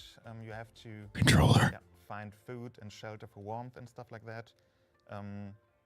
But it's never super hard to do that. It's more a driving story element than really like a punishing hard game mechanic. Very cute. I find Wait, you can be dog? Yeah. You can switch between them in like solo mode, and also you can do co-op where one person's the dog. The initial inspiration came from a real-life historical event, the Franklin Expedition of 1845. I don't know if you're familiar, but it was an Arctic expedition led by this famous explorer and started in the 1800s, as I said. They went out to find the Northwest Passage, like a way through the Arctic for trade. And they completely vanished. No one heard from them ever again. Yeah, I know about that. It was basically a huge mystery for 150 years, and only in 2014 and in 2017 were the two ships found. And that's when we basically got invested in the story, when these ships were found, and immediately thought, okay, this would be like a cool setting for a game, and then it kind of developed from there. So how did you Very cool. that historic expedition? Are you a history? What a dog doing? Not really, I don't know. I think it was just a random article somewhere, and then I read into it and found it fascinating. And how do you go from I find an article interesting to let's develop a game and put money into it, time and energy? Yeah, I mean, that was a longer process, and we only started about 3 years after this initial, there is something. But yeah, after we finished Lost Ember in 2019, obviously we started talking about what we wanted to do next, and we had a list of, I don't know, 15 or 20 ideas, and this was one of them. And then, yeah, we just talked about which of these concepts we found most interesting, and I started going into more detail about this one, and then it just stuck with us, basically. It was just, we talked for a couple of months about, okay, what we want to do, and this was the concept that we all could imagine a cool, bigger game around. Is that water behind him? Those bottles look crazy. As you already mentioned, your game centers around the historic expedition as well as the... I'm currently unmedicated and I have ADHD. I'm so sorry. I literally was like just looking at water bottles. I need a blanket, dude. I'm chilly. I'm chilly. Ooh. Yeah, we read a lot of books about not only the historical events, the Franklin Expedition, but also Inuit culture, Inuit people, and the mythology especially. So yeah, I would say the first year of development or concept finding was mostly just research and see what elements are there that we found interesting or fascinating, and we could weave into the story. bones. That's a lot of bone. That was a large Ikuma creature. looks like a very dreamy game, a dream-like game, but it sounds like there is a darker side to it, to the actual game. Yes, there is certainly. But yeah, Ikuma. Oh yeah, I don't know if anyone here. Yeah. It's still. I think it's cool, but I did get a. Emotional, just. I don't know if it'll show. It's like a. It's from Tiltify. It's these darker elements top and these fundraiser of 2024 thing. Images that you From the charity last year. face basically and come I was apparently in the top whatever. I don't know how many. So that's cool. Did not know that. Overall positive story and. That was nice. It was a nice thing to see. Dreamy environment is. Yeah. Sliced open by a. I would like to do another charity stream this year. And I've heard before But that you found I'm not sure what charity yet. I was kind of going to go off of how terrible this year goes and then just try to choose the most impacted thing. But it's kind of hard to pick. So, we'll see. I'm thinking about it though, for sure. It would be in the summer, so. An expedition like that, and you are one of a team of people trying to look Yeah, for a lot. we'll see what goes on. And in our game, it was not led by Franklin. But I really enjoyed doing it last year, so I want to keep doing it. And if Rogue Core is available, it'd be fun to do that. That and Deep Rock kind of switch between them. I don't know. I think it wasn't really important as such, but it was just a nice little touch to make it a little more personal. Which aspect of the game did you find especially hard to make? Especially hard. Especially hard to make. I guess I would say it probably would be these darker elements of the Inuit curse and weaving that into a story that felt natural Unreal. and organic and not Cool hat, thank you. too Internet Archive is my goat. out of the main game too much. So finding a right balance of Hacks. Yeah, they're hacking in their own game. It's messed up. dark elements and weaving that into a story that Not even real gamers. I'd say that was the one thing that we changed a lot and had to iterate on a lot. And this curse, what this curse is, that changed, I don't know, 20 times probably, and just making that make sense. That was probably the hardest part. Yeah, and on the other hand, which part was especially easy to make? Where you all could say, okay, let's do it that way. That will work. That's cool. Probably just the decision that you. It's a had to pretty have small a team. dog as a companion, like that was you. It didn't initially start out as like a co-op game even, but that was a very early idea that we always thought, okay, especially after Lost Ember and Old Dogtail. around a bunch of animals, we had to like include some kind of animals in this game as well. So pretty early on, we decided to add this dog companion and to make it a playable character, and even having it like a co-op option in the game. That was always, Oh, little guy. yeah, that was always the one thing that we said, okay, it has to be a story of a boy and a dog that together. It's fun to, like, in co-op, like, imagine pulling the sled as a dog. That sounds fun. Yeah, of course. Yeah, really. Well, we have up to 3 of his dogs, I would Oh say. my god, it looks like Otto. 2, but yeah, 3 of our team do have dogs, and I had a dog, a family dog, back when I lived with my mother. So we're all big dog people. Oh, and Otto. of course had to include that. Speaking of making the game, you've mentioned before that you used special instruments. Dude, I want an animal so bad. Could you elaborate that? Yeah, that is one thing. I have a cat, but it's at, like, my family home. Research of just Inuit culture, music in general. I want a cat so bad. Plays a big I part love in cats. culture and in like community gatherings. And one instrument that they use besides is this just program? drums and rhythmic elements is the tautirot, which is kind of like a kind of violin. I would say. Whoa, I've never seen that before. Yeah, when we researched that, we stumbled upon a person who sells these instruments. So initially, we Made little sleds and harnesses for my dog to pull my 1-year-old around. That's so cool. with that, and That'd be so fun. Our sound guy, who makes all the music and stuff for Ikuma and also the trailer, used that that instrument, the tautirot, to make various like different sounds and layers add this to the soundtrack to give it a kind of natural and more real feel. So, putting all things together, you told me your game feels quite like taking a risk because DDR4 RAM. Such a unique and uncommon game, such a unique setting. That's all. Does it feel like taking a risk? Yeah, definitely. I mean, making a game is always a risk, I would say, but yeah. So real. You can make a game for 5 years, or in the end it will be 6 years, and you put a lot of time and work and money in the end into it.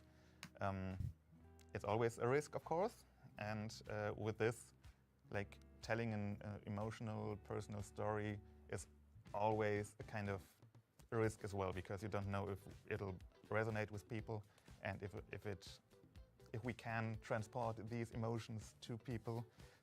So yeah, it's definitely a risk, and I hope So true, so true. work out in the end.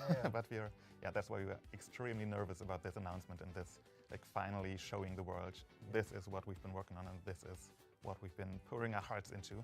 And It looks pretty killer. yeah, I'm really nervous to see the reactions of the world. Yeah. What do you wish for people saying after they played your game? What would you like to stuck with them? After the played our game, I think like the one idea that we want people just to take with them after the game is Having a child is a form of getting an animal. Yeah, I don't know if I can do that one core yet. element of the story is I'll take the cat right now. He grew up an orphan on the streets of London, and he didn't really have any kind of self-esteem. He didn't feel like he was worth anything. And through the story and through the companions he meets on the way, he starts to believe in himself and believe he can have an actual future with someone and find love even. So yeah, that's the core driving story element, I would say. Just believe in yourself. A question I was wondering all the time while I was traveling to your studio. How did you guys actually meet? The guys of the studio? Well, we met in university, where we studied game development, a Games Master program here in Hamburg. And our first project, Lost Ember, started out as our final project from university. And while we developed it, we realized That's so cool. we have something here, and founded the company around that, basically. Yeah. Have you always wanted to be or to become a developer? What inspired you to pursue that career? Yeah, it kind of always was my dream job as a child. So when I was, I don't know, 10 or 11 or something like that, I already had this goal of, okay, someday I will make my own games and create my own worlds, and I just never stopped pursuing that. What exactly happened when you were 10 or 11 years old, so that you thought, okay, that's my career, that's I want to become? I think the project that really started it was Zelda: Ocarina of Time. That was my all-time favorite game as a kid, and I just wanted to create worlds like that, basically. The Ocarina of Time to game developer pipeline is real. You already mentioned that you studied here in Hamburg. When did you start studying, and when did you finish your studies? There's like aspects of game development that I think are cool, but it's like studies in 2010 it was for the bachelor, and then there's a lot to it that scares me. Choose different Mostly like just the marketing aspect of it. I know it's like a blessing and a curse that it's kind of in the hands of indie devs to do it. Because it's really cool that you can be successful in doing it on Steam as a developer. Like, you don't have to hire a publishing team to do it, but to have to deal with that yourself seems really stressful, especially like doing it correctly. It's just a lot of stuff that... Yeah, and you published your first game. I'm sure there's people who are like, I just want to make a damn game, you know? An award-winning and best-selling game. And here's a tricky question for you. I was already wondering also while I was on my way here. Despite the fact that it was such a hit, your first game, did you make any mistakes along the way while developing that game, which you now said, okay, let's not do this again. Let's try to learn from these mistakes for developing your new game? Yeah, that's a good question. I mean, we certainly made a lot of mistakes, and I guess that's unavoidable developing games. And I probably would say we have made a lot of other mistakes with this new game. But yeah, there were a lot of things that we set out to not do again with the next game. And for example, just the reason why we started marketing this game so late this time. With Lost Ember, we started basically from the first day on. We posted concept art and whatever on socials. But the game changed a lot over time, and the initial art style wasn't the final one, and the initial characters didn't end up in the game. And still, even after release, we saw a lot of like press articles and posts using the very old art with the wrong characters. So that was one thing that we said, okay, this time we only start really marketing the game when we know how it'll look like. Yeah. And yeah, what else? I mean, when you develop a game for that long, like with Ikuma, as well as Lost Ember, we already have been working for 5 years on that, and things change a lot. And the game that Ikuma is now probably is very different from the initial concept and the initial idea. What the dog doing? So yeah, but this time I think the thing that we did better this time was just that we were aware of these changes to come, and we weren't afraid to just say, okay, let's just cut this and try it another way, because last time we tried to cling to certain elements for too long, and yeah. Yeah. So your game is scheduled for 2026. What's left to do? Yeah, these sections are a little long, I'm not gonna lie. What's left to do? A lot of stuff. I mean, what we have. Like, this game looks awesome. I'll probably want to try it. The world does exist. The world is there, and I would say the first act of the game is pretty much done, and the second act, this main part, is a lot of content is there, but a lot of content, and especially story content, like the dialogue, the cutscenes, and stuff like that, is still missing.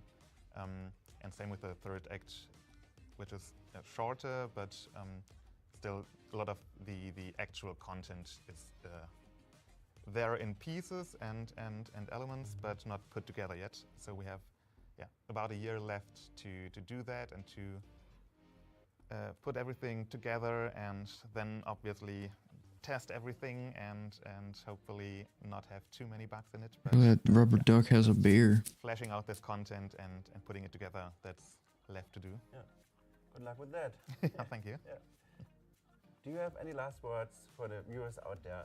Any last words? You want them to know? I like having the trailers be like a live stream, but yeah, these sections, it does seem like it would make more sense to just release a bunch of videos at once or something. You can wishlist the game now on Steam, and you should also. Ooh, that smoke looks pretty. Follow us on whatever socials, TikTok, Blue Sky, or whatever, if you want to keep up with the game and the development. We will regularly post updates of the game, and if you have a dog, pet it for me. Top, oder? I won't have money for the Swiss Super. Yeah. Ah! Hello, everybody, and welcome Aaron! to the post-show for the Triple I Showcase. We are Ghost Ship Games, and we're going to do a little bit of a segment here on Rogue Core. Hi, guys. I'm Aaron Hathaway, Marketing Manager at Ghost Ship Games. With me is Mikko and Mike. Who are you guys, and what do you do? Mike first. Yeah, so I'm Mike, and I am the lead game designer on Rogue Core.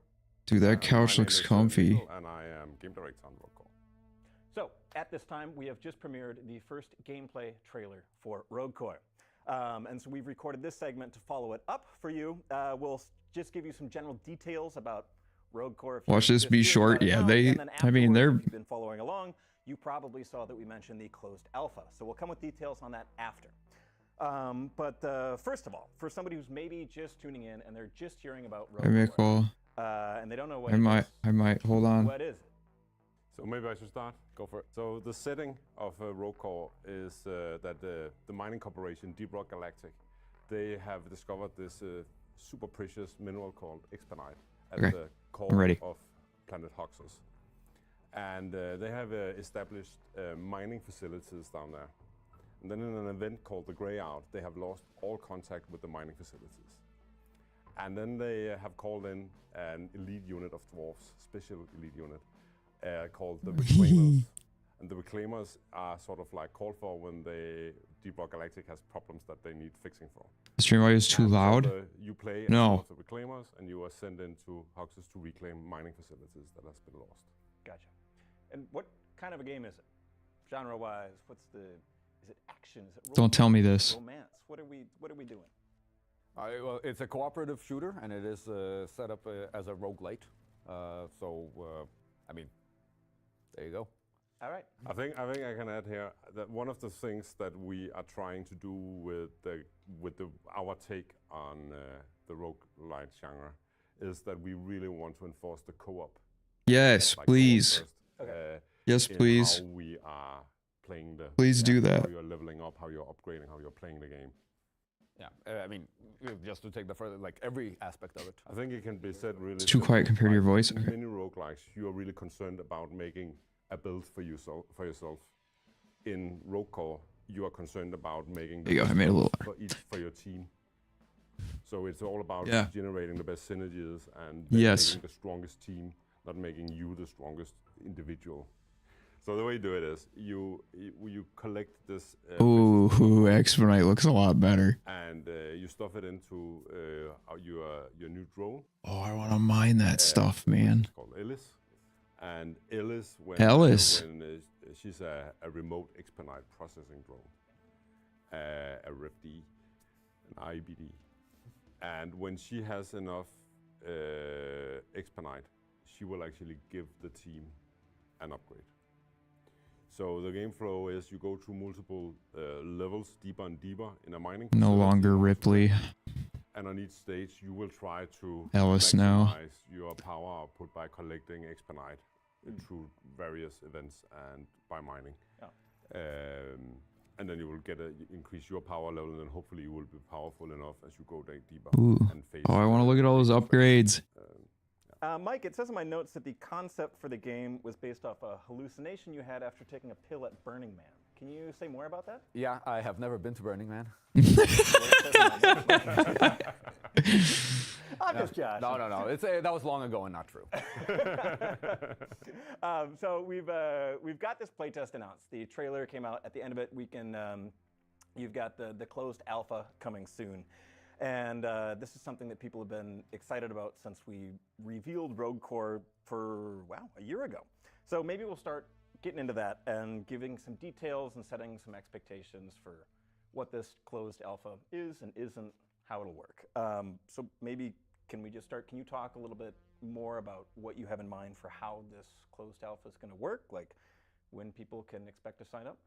I mean, the sign-ups should be running right now as we speak, right? The trailer has been running, so you should be able to go to Steam and sign up for the closed alpha.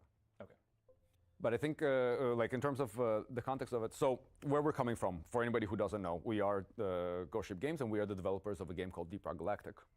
And the process of developing this game has been very special for us, and I think also for a lot of members of our community, where we are doing this, what we've been calling open development, or whatever titles you want to put on it. But the point is that we are developing the game together with the community. There's a lot of this back and forth iterations where all the way from the beginning, players had access to earlier rough versions of the game. Of Deep Rock Galactic. Of Deep Rock Galactic, exactly. And we are planning to have a very similar process with Roguecore. We are, of course, trying to still figure out, because, I mean, the times have changed. We're a different company, and this is a new game. And also the audience is a bit different. But still, so in that sense, this closed alpha is us launching this open development process for Roguecore. So this is us inviting players who are interested in. Once closed alpha comes out, will they start working on season 6? No. Closed alpha, then early access launch, and then they'll think about season 6. It's instead, it is an invitation to come So. and look at what we're making, come be part of it. and the game is going to change and grow and kind of like morph as this process goes. I have their mug, It kind of. also means that when we start inviting people into the closed alpha, it is not gonna be sort of like, now it's ready, now there is like a finished closed alpha version of the game you can go and test, right? We are gonna let a bunch of people in, and then they will test and we'll get some reactions and feedback on what they're experiencing with Rogue Core, and then we will continue developing, making updates to Rogue Core, invite more people in, and vice versa, right? And then the game will develop like that. But that also means that when people are coming into Rogue Core for the first time, it will probably be rough around the edges, right? I mean, it is not going to be polished. I mean, that's not where we are with the game. Not at all. And I think that people should not compare our closed alpha to other closed alphas that they have experienced, right? Because this is a closed alpha leading up to an early access. Yeah.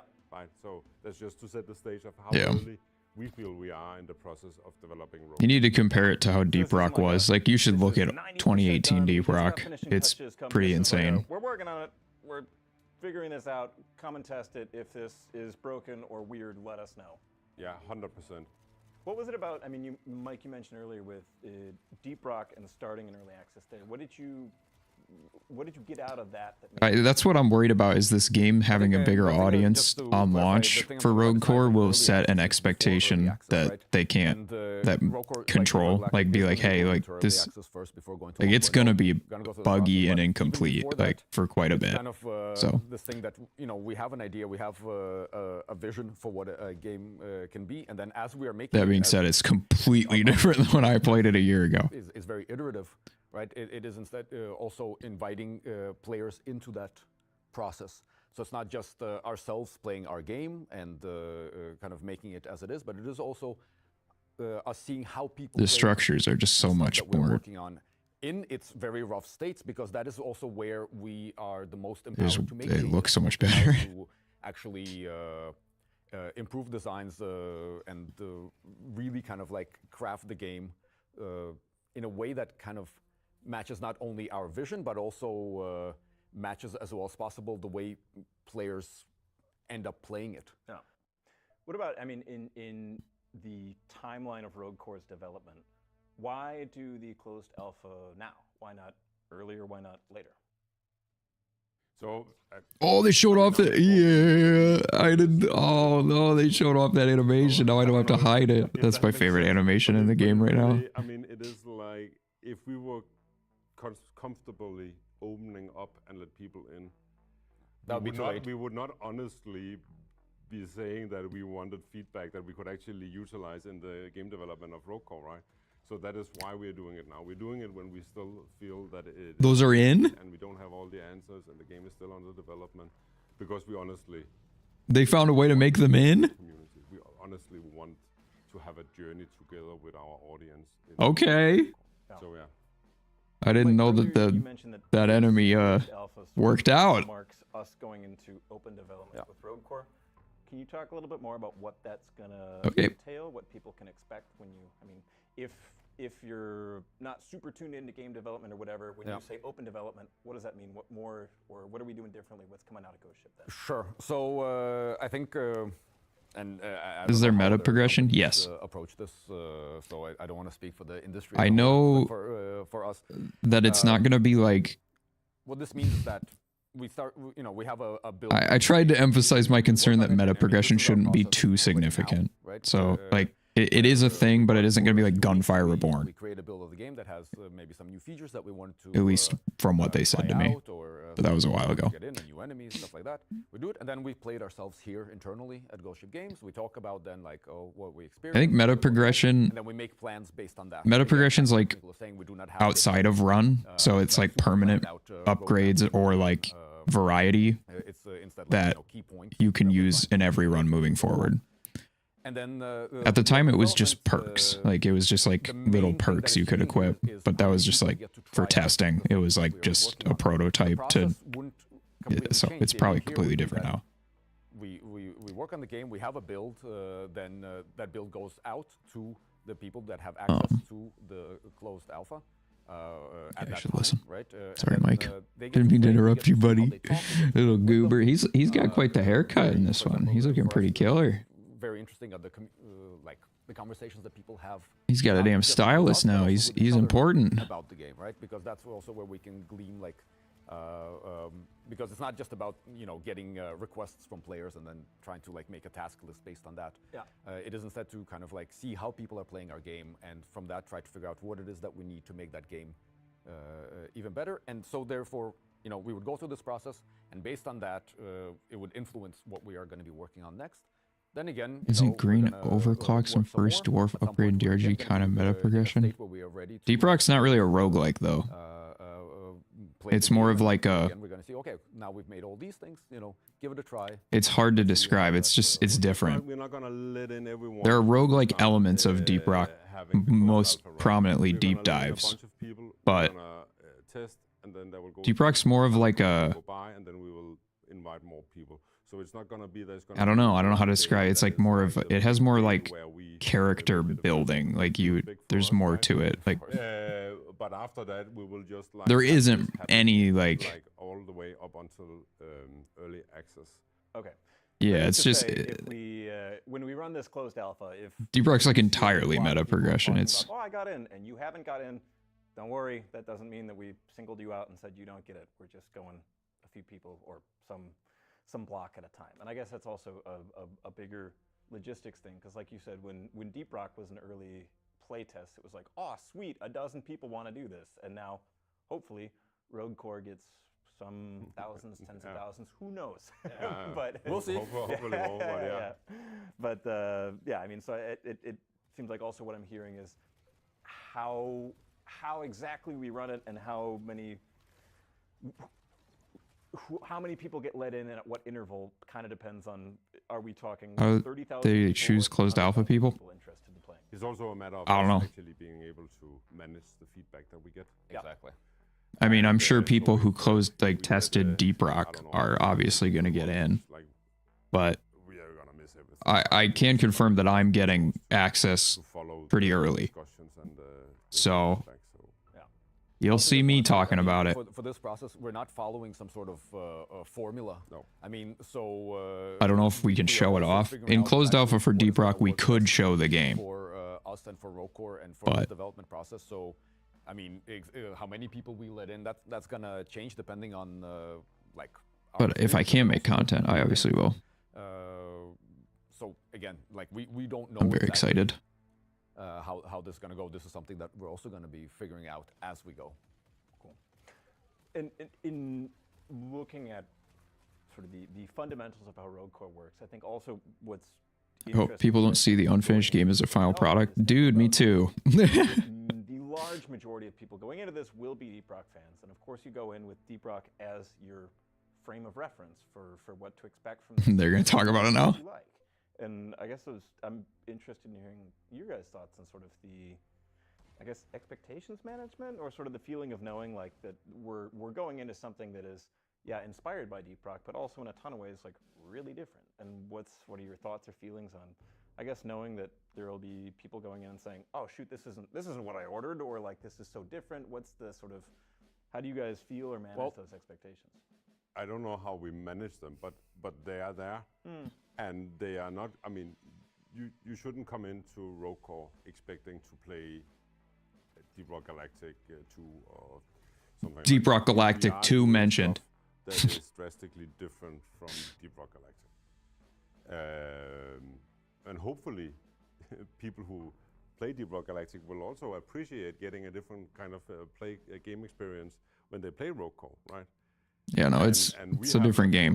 That, well, if you want the Deep Rock Galactic experience, well, go and play Deep Rock, right?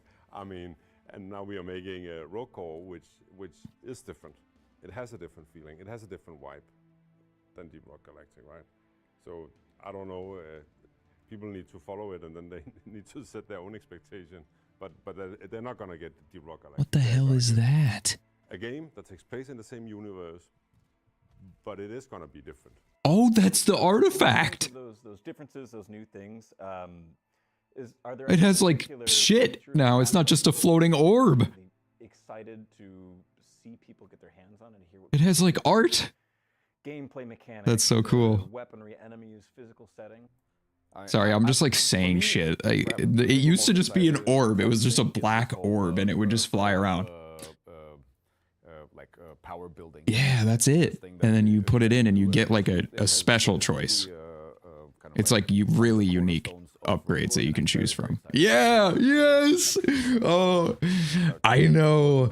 I can say things now. Oh, it's beautiful. Yeah, how that's gonna work. It is challenging, and it is gonna be challenging for players, right? Because suddenly you are not just sitting there and minding your own business. Placeholder. You need to, you need to be happy. It's so nice to be able to talk about stuff. Every time they show something off, it's another sentence I can say. I think like one of the kind of things that will Because I like don't want to spoil anything, as if they care, but like this mentality in the players that the goal. I don't want to be rude. Of the mission, and not the. It's their job to reveal it. Making yourself as powerful as you can, or getting what you want. But it is instead like, what do we? These look a lot better too. These events. And that is something that then the players can. It's not like we were actually under NDA. No. Shared goal. I mean, they just were like super chill about it. But before we go, if there's anything people take away from this, what should folks know? If you're just hearing about Rogue Core, or if you've been excited for it for a while and you want to get involved with this close alpha, where do you go? What do you do? What should you know? So go to the Steam page, or go to Steam and search for Rogue Core or stuff like that. There you can sign up for the closed alpha. There you can follow the game to get our beautiful newsletter written by Aaron Hathaway himself. Oh, Mike. And there you can also, of course... The newsletter is really good. I know like email newsletters have like a bad rap, but like they're really fun to read. Discord as Deep Rock Galactic, the two games share a Discord because we expect them to share a community and all that stuff. There is a Rogue Core like a part of the Discord. You can also, if you're into Reddit, there is a subreddit. It is a separate one. It is called Rogue Core. Yeah. I think that will get you pretty much everything you need. I don't think, You can send us physical mail as well. Our address is on our website. Yeah. If that's Aaron, I do need to do that. Then he makes us read it. We might send you a postcard. I just want to say as a final note, maybe, that, obviously Rogue Core will still have Rock and Stone. Yes. It does still have Rock and Stone. So yes, the Reclaimers are still honoring Rock and Stone. So that's great to hear. Yeah, just if we were wondering. Well, that'll do it for this time, and just want to say on behalf of all of us at Ghost Ship Games, thank you so much for watching. I hope you've had a lovely Triple I showcase experience, and we'll see you soon on the internet talking to you about computer games. Bye. Bye, everyone. Bye.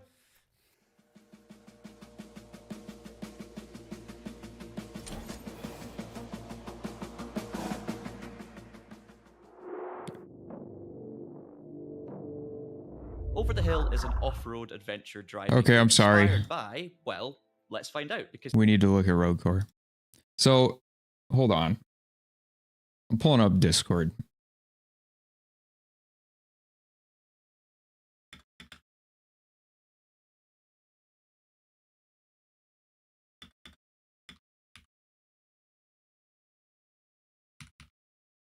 Sorry, I was telling Aaron he did great. Okay, let's watch the trailer. Let's watch this trailer. Wait, hold on. Ghost Ship Games.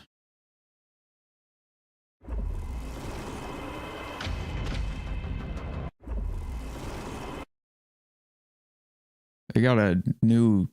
The drop pod shoots lasers. The drop pod shoots lasers.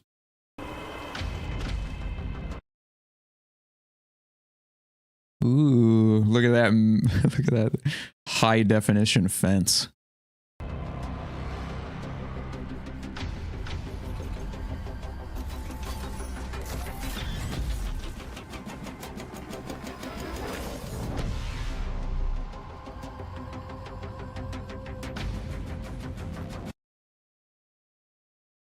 Sorry, I'm just looking at the armor. Okay, I want to look at this. So yeah, it's the new one's this thing.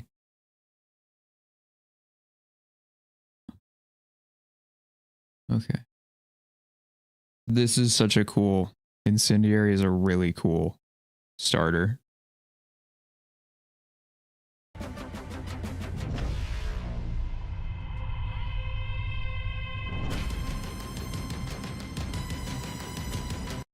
It like shoots out little particles when you mine it. It's beautiful.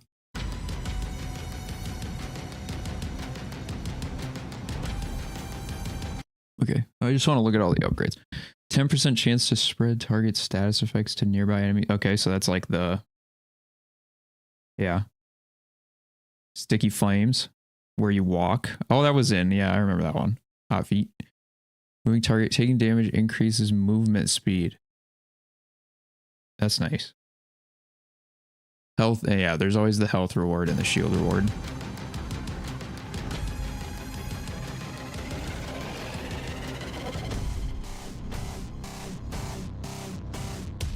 That is a really cool, if that's how they like warn you of like swarms of core spawn with the lights flashing in the whole facility, holy shit, that would be horrifying. So, what is it? He's got like a repel. Okay. Oh my god, I love this gun. Okay, okay. Let me this fucking gun, the Charge Blaster, I don't know if the name's different. It's probably different. Is so good. It's so good. This is my favorite gun I tried. I love this gun. Oh, it's so good. This song rules. That ability looks sick.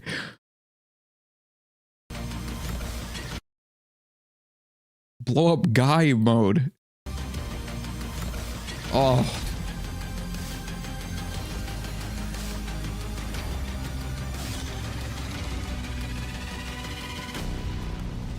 They got the damn ultra kill fucking elevator.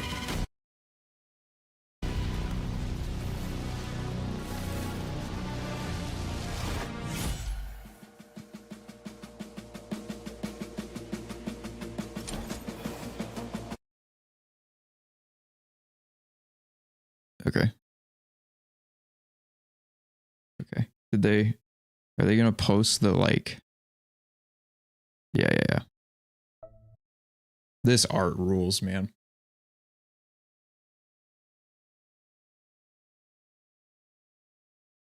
So cool. All right, I want to like go to the gameplay sections and just kind of, we're just gonna peruse. About making a build for your new drone.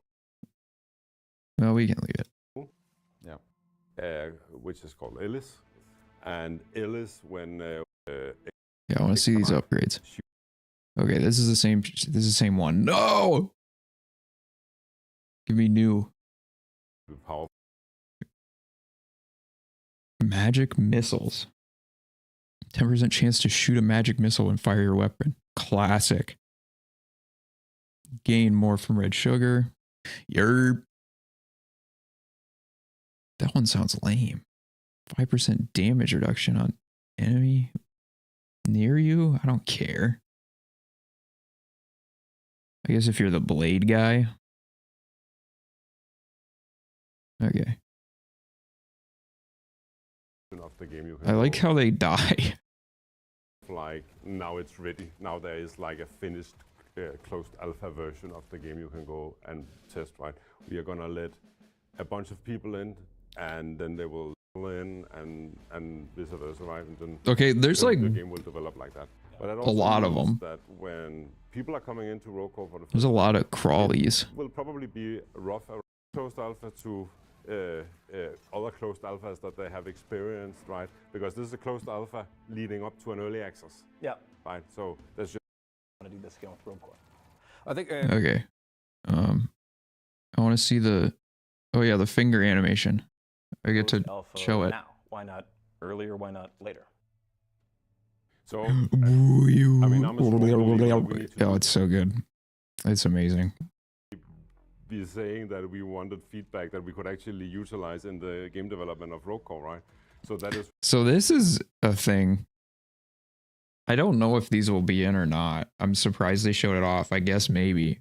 But yeah, this enemy was like definitely teetering on the cutting room floor, I thought. Why we're doing it now. We're doing it when we still feel that it is. Their design is so cool, we though. don't have all the answers, and the game is still under development, because we honestly want the feedback from the community. We honestly want to have a journey together with our audience in developing Rogue Core. Yeah. So yeah. Mike, earlier you mentioned that this closed alpha. I All right. think They definitely got the core I don't know biome how looking other pretty companies, slick right now. approach this, so I don't want to speak for the industry as a whole, but for us, with us, but also with each other about the game, right? Because that's Yeah, also these what look we can much do, better. like, Oh wow, yeah, those look really because good it's too. not Like just they're about, doing pretty good getting, damage. Requests from players and then trying to like make it happen based on Where's that. the It is instead to big kind of, like, upgrade? see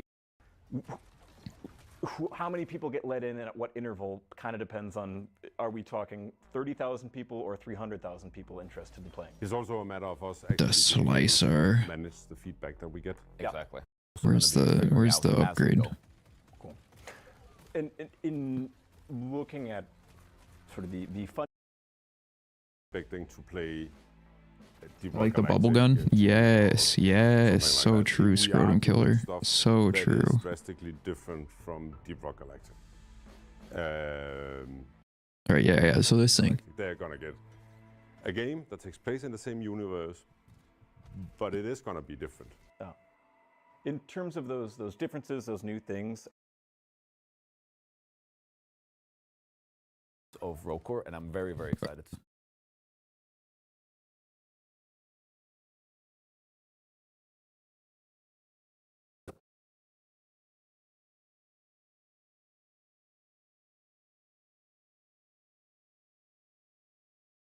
Okay, they didn't have the one that I love. It's not in here.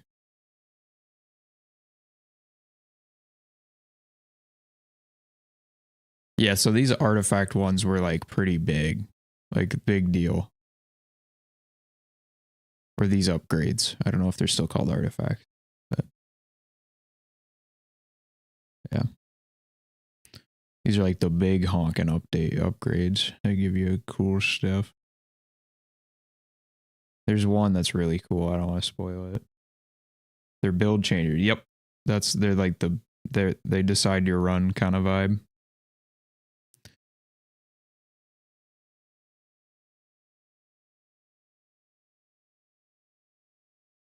Pretty cool.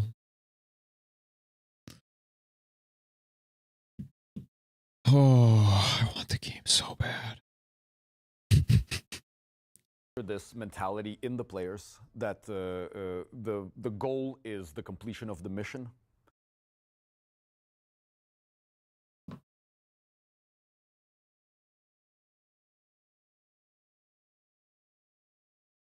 Oh.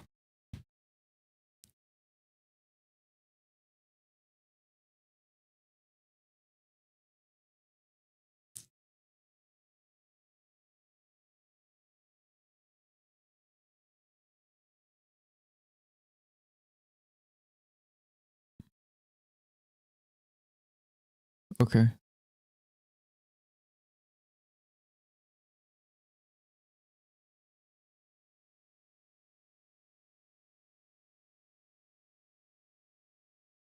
Okay. I guess I should read out loud, huh? We plan on posting a monthly recap here on Rogue Core Steam blog to give you an idea of what we've been up to and our upcoming goals. So they'll start soon, like probably this month. Huh.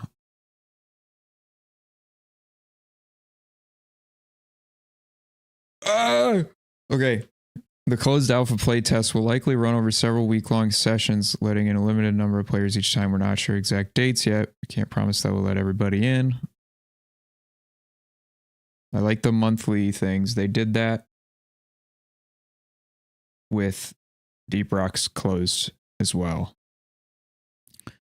Q3, the features we expect to develop according to the playtest feedback: game balance, expanded meta progression systems, more player upgrades and enhancements. Yeah, so like the main thing I'm like really hoping can like evolve and reach like a really cool point is like I want your first weapon choice to be like, that first weapon should like, once you get experience in the game, should make your brain tingle, right? You should be like, okay, what upgrades am I looking for? Which, like, does it work well with my class? You know, like I want it to like point you in a vague direction and like make sure that there's like ways to like to hone in that weapon build, right? Because like the upgrades and enhancements and stuff really need to allow you to combine in ways that are like just exciting. So that's mainly what I'm intrigued to see how it turns out, because that's what wasn't like fully done at the time, was like making enough upgrades and making them like unique. I still think it'd be Yep. Okay, wishlist features. These are things we think would be cool to add before early access, but we can't promise. Enemies, bosses, weapons. Okay. Preparing for early access. We expect the final quarter to be mostly focused on polishing, bug fix, and early access launch prep. Okay. Here's what we've done so far.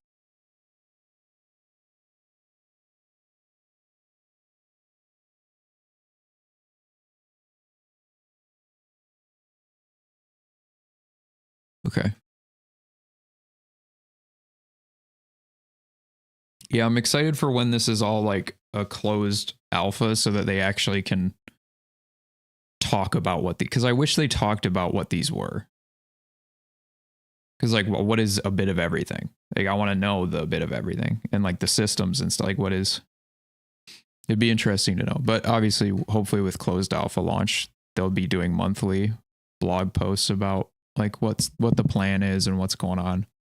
But I get that like before it's open to the public, it saves a lot of time to not be updating, and just like teasing stuff. Okay. Next week is an FAQ on the closed alpha.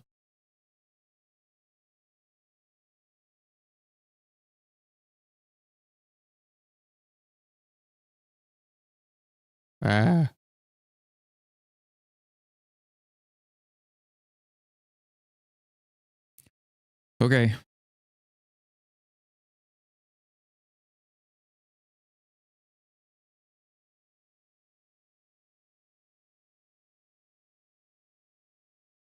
Oh man. I want it so bad. Okay. Cool. Well, that was a good showcase and a lot about DRG. Rogue Core. That was more than I thought there'd be. Oh, they updated this whole thing too.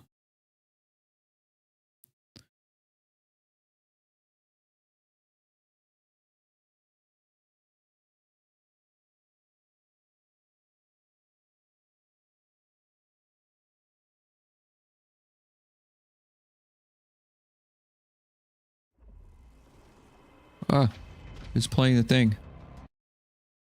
So what is, is there anything in here that we haven't? Fight and win together.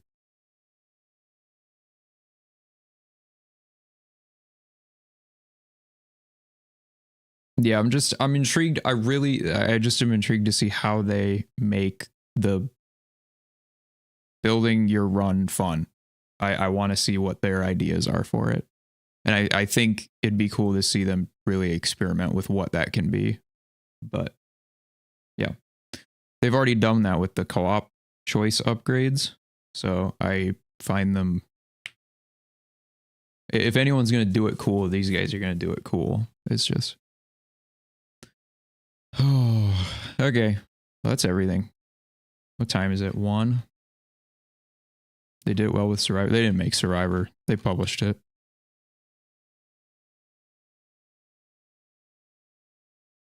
These guys are in. Little stinkers.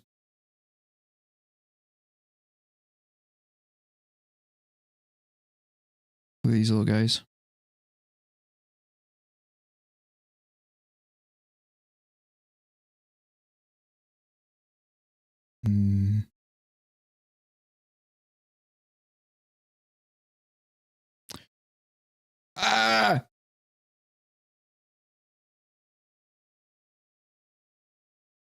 Okay, I should probably go, huh? What are they showing now? Let's see. A little bit of grip for Over the hill. I don't know, like 50 meters, and then they get dry again. Also, I was going to ask you guys about, you know, the plans for the future with this game. So obviously, you know, That was fun. Okay, so I'm working on a Rogue Core video. I'm gonna have to change a bunch of shit now because they showed off basically everything.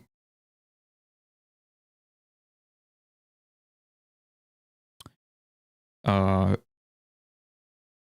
not everything. They showed off a lot of new stuff, so I'm gonna have to add that. The video's split into 2 parts right now. It's a part of me talking about why this is an insane game to make, because I still think making like an FPS roguelike is like the hardest you could try to do for a roguelike game. Roguelite, whatever. Yeah. And then the second part is me going through everything we know and adding my own like experience. So this is like a lot of new stuff that I can talk about. There's some new weapons showing up. Especially with co-op. Yeah, because a part of the part where I'm like talking about how hard it is to make it is like a lot of like co-op FPS roguelike games are just kind of like the same experience if it was solo or multiplayer. And I want it to be like I want it to be like like more, the co-op is different. Like it should be like significant. You should make sacrifices and there should be like different gameplay when you're playing with your friends in a co-op roguelike. And it's weird when there isn't.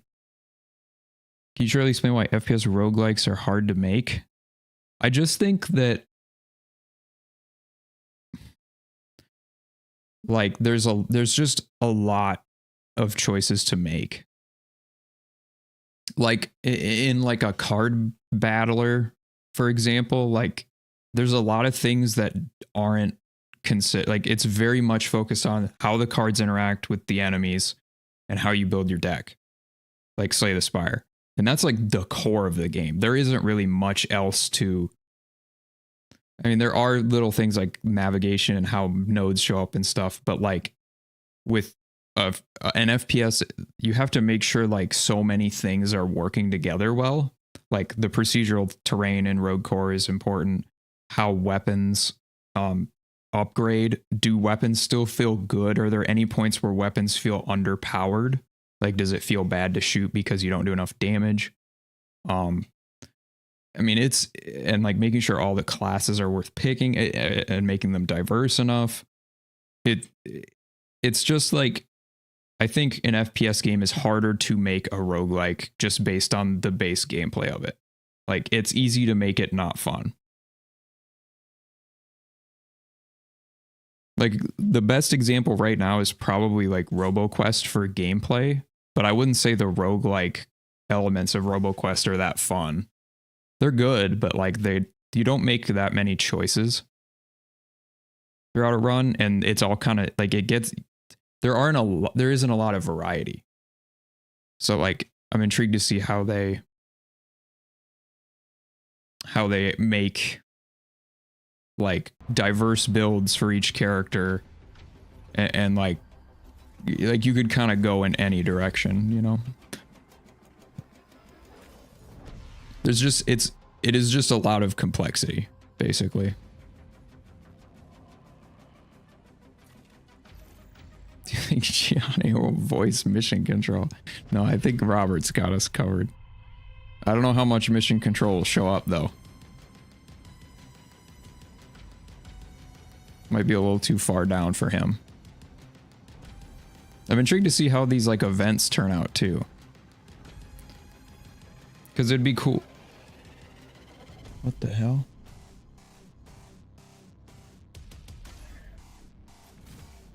Okay, someone just screamed outside of my house. Anyway. But yeah. I don't even know what I was saying. Yeah, I wish the closed alpha was just started. I'm like wanting to play it so bad.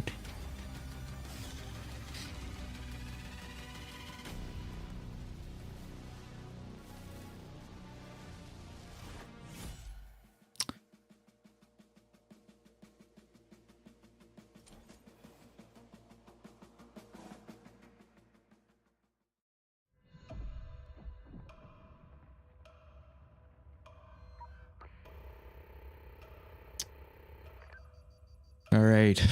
Well, I should probably go. I got a bunch of stuff to do today.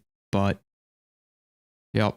I've already requested access trust. This is just in browser. It was fun to react to the III stuff and the Rogue Core and the all that stuff. Lots of cool games.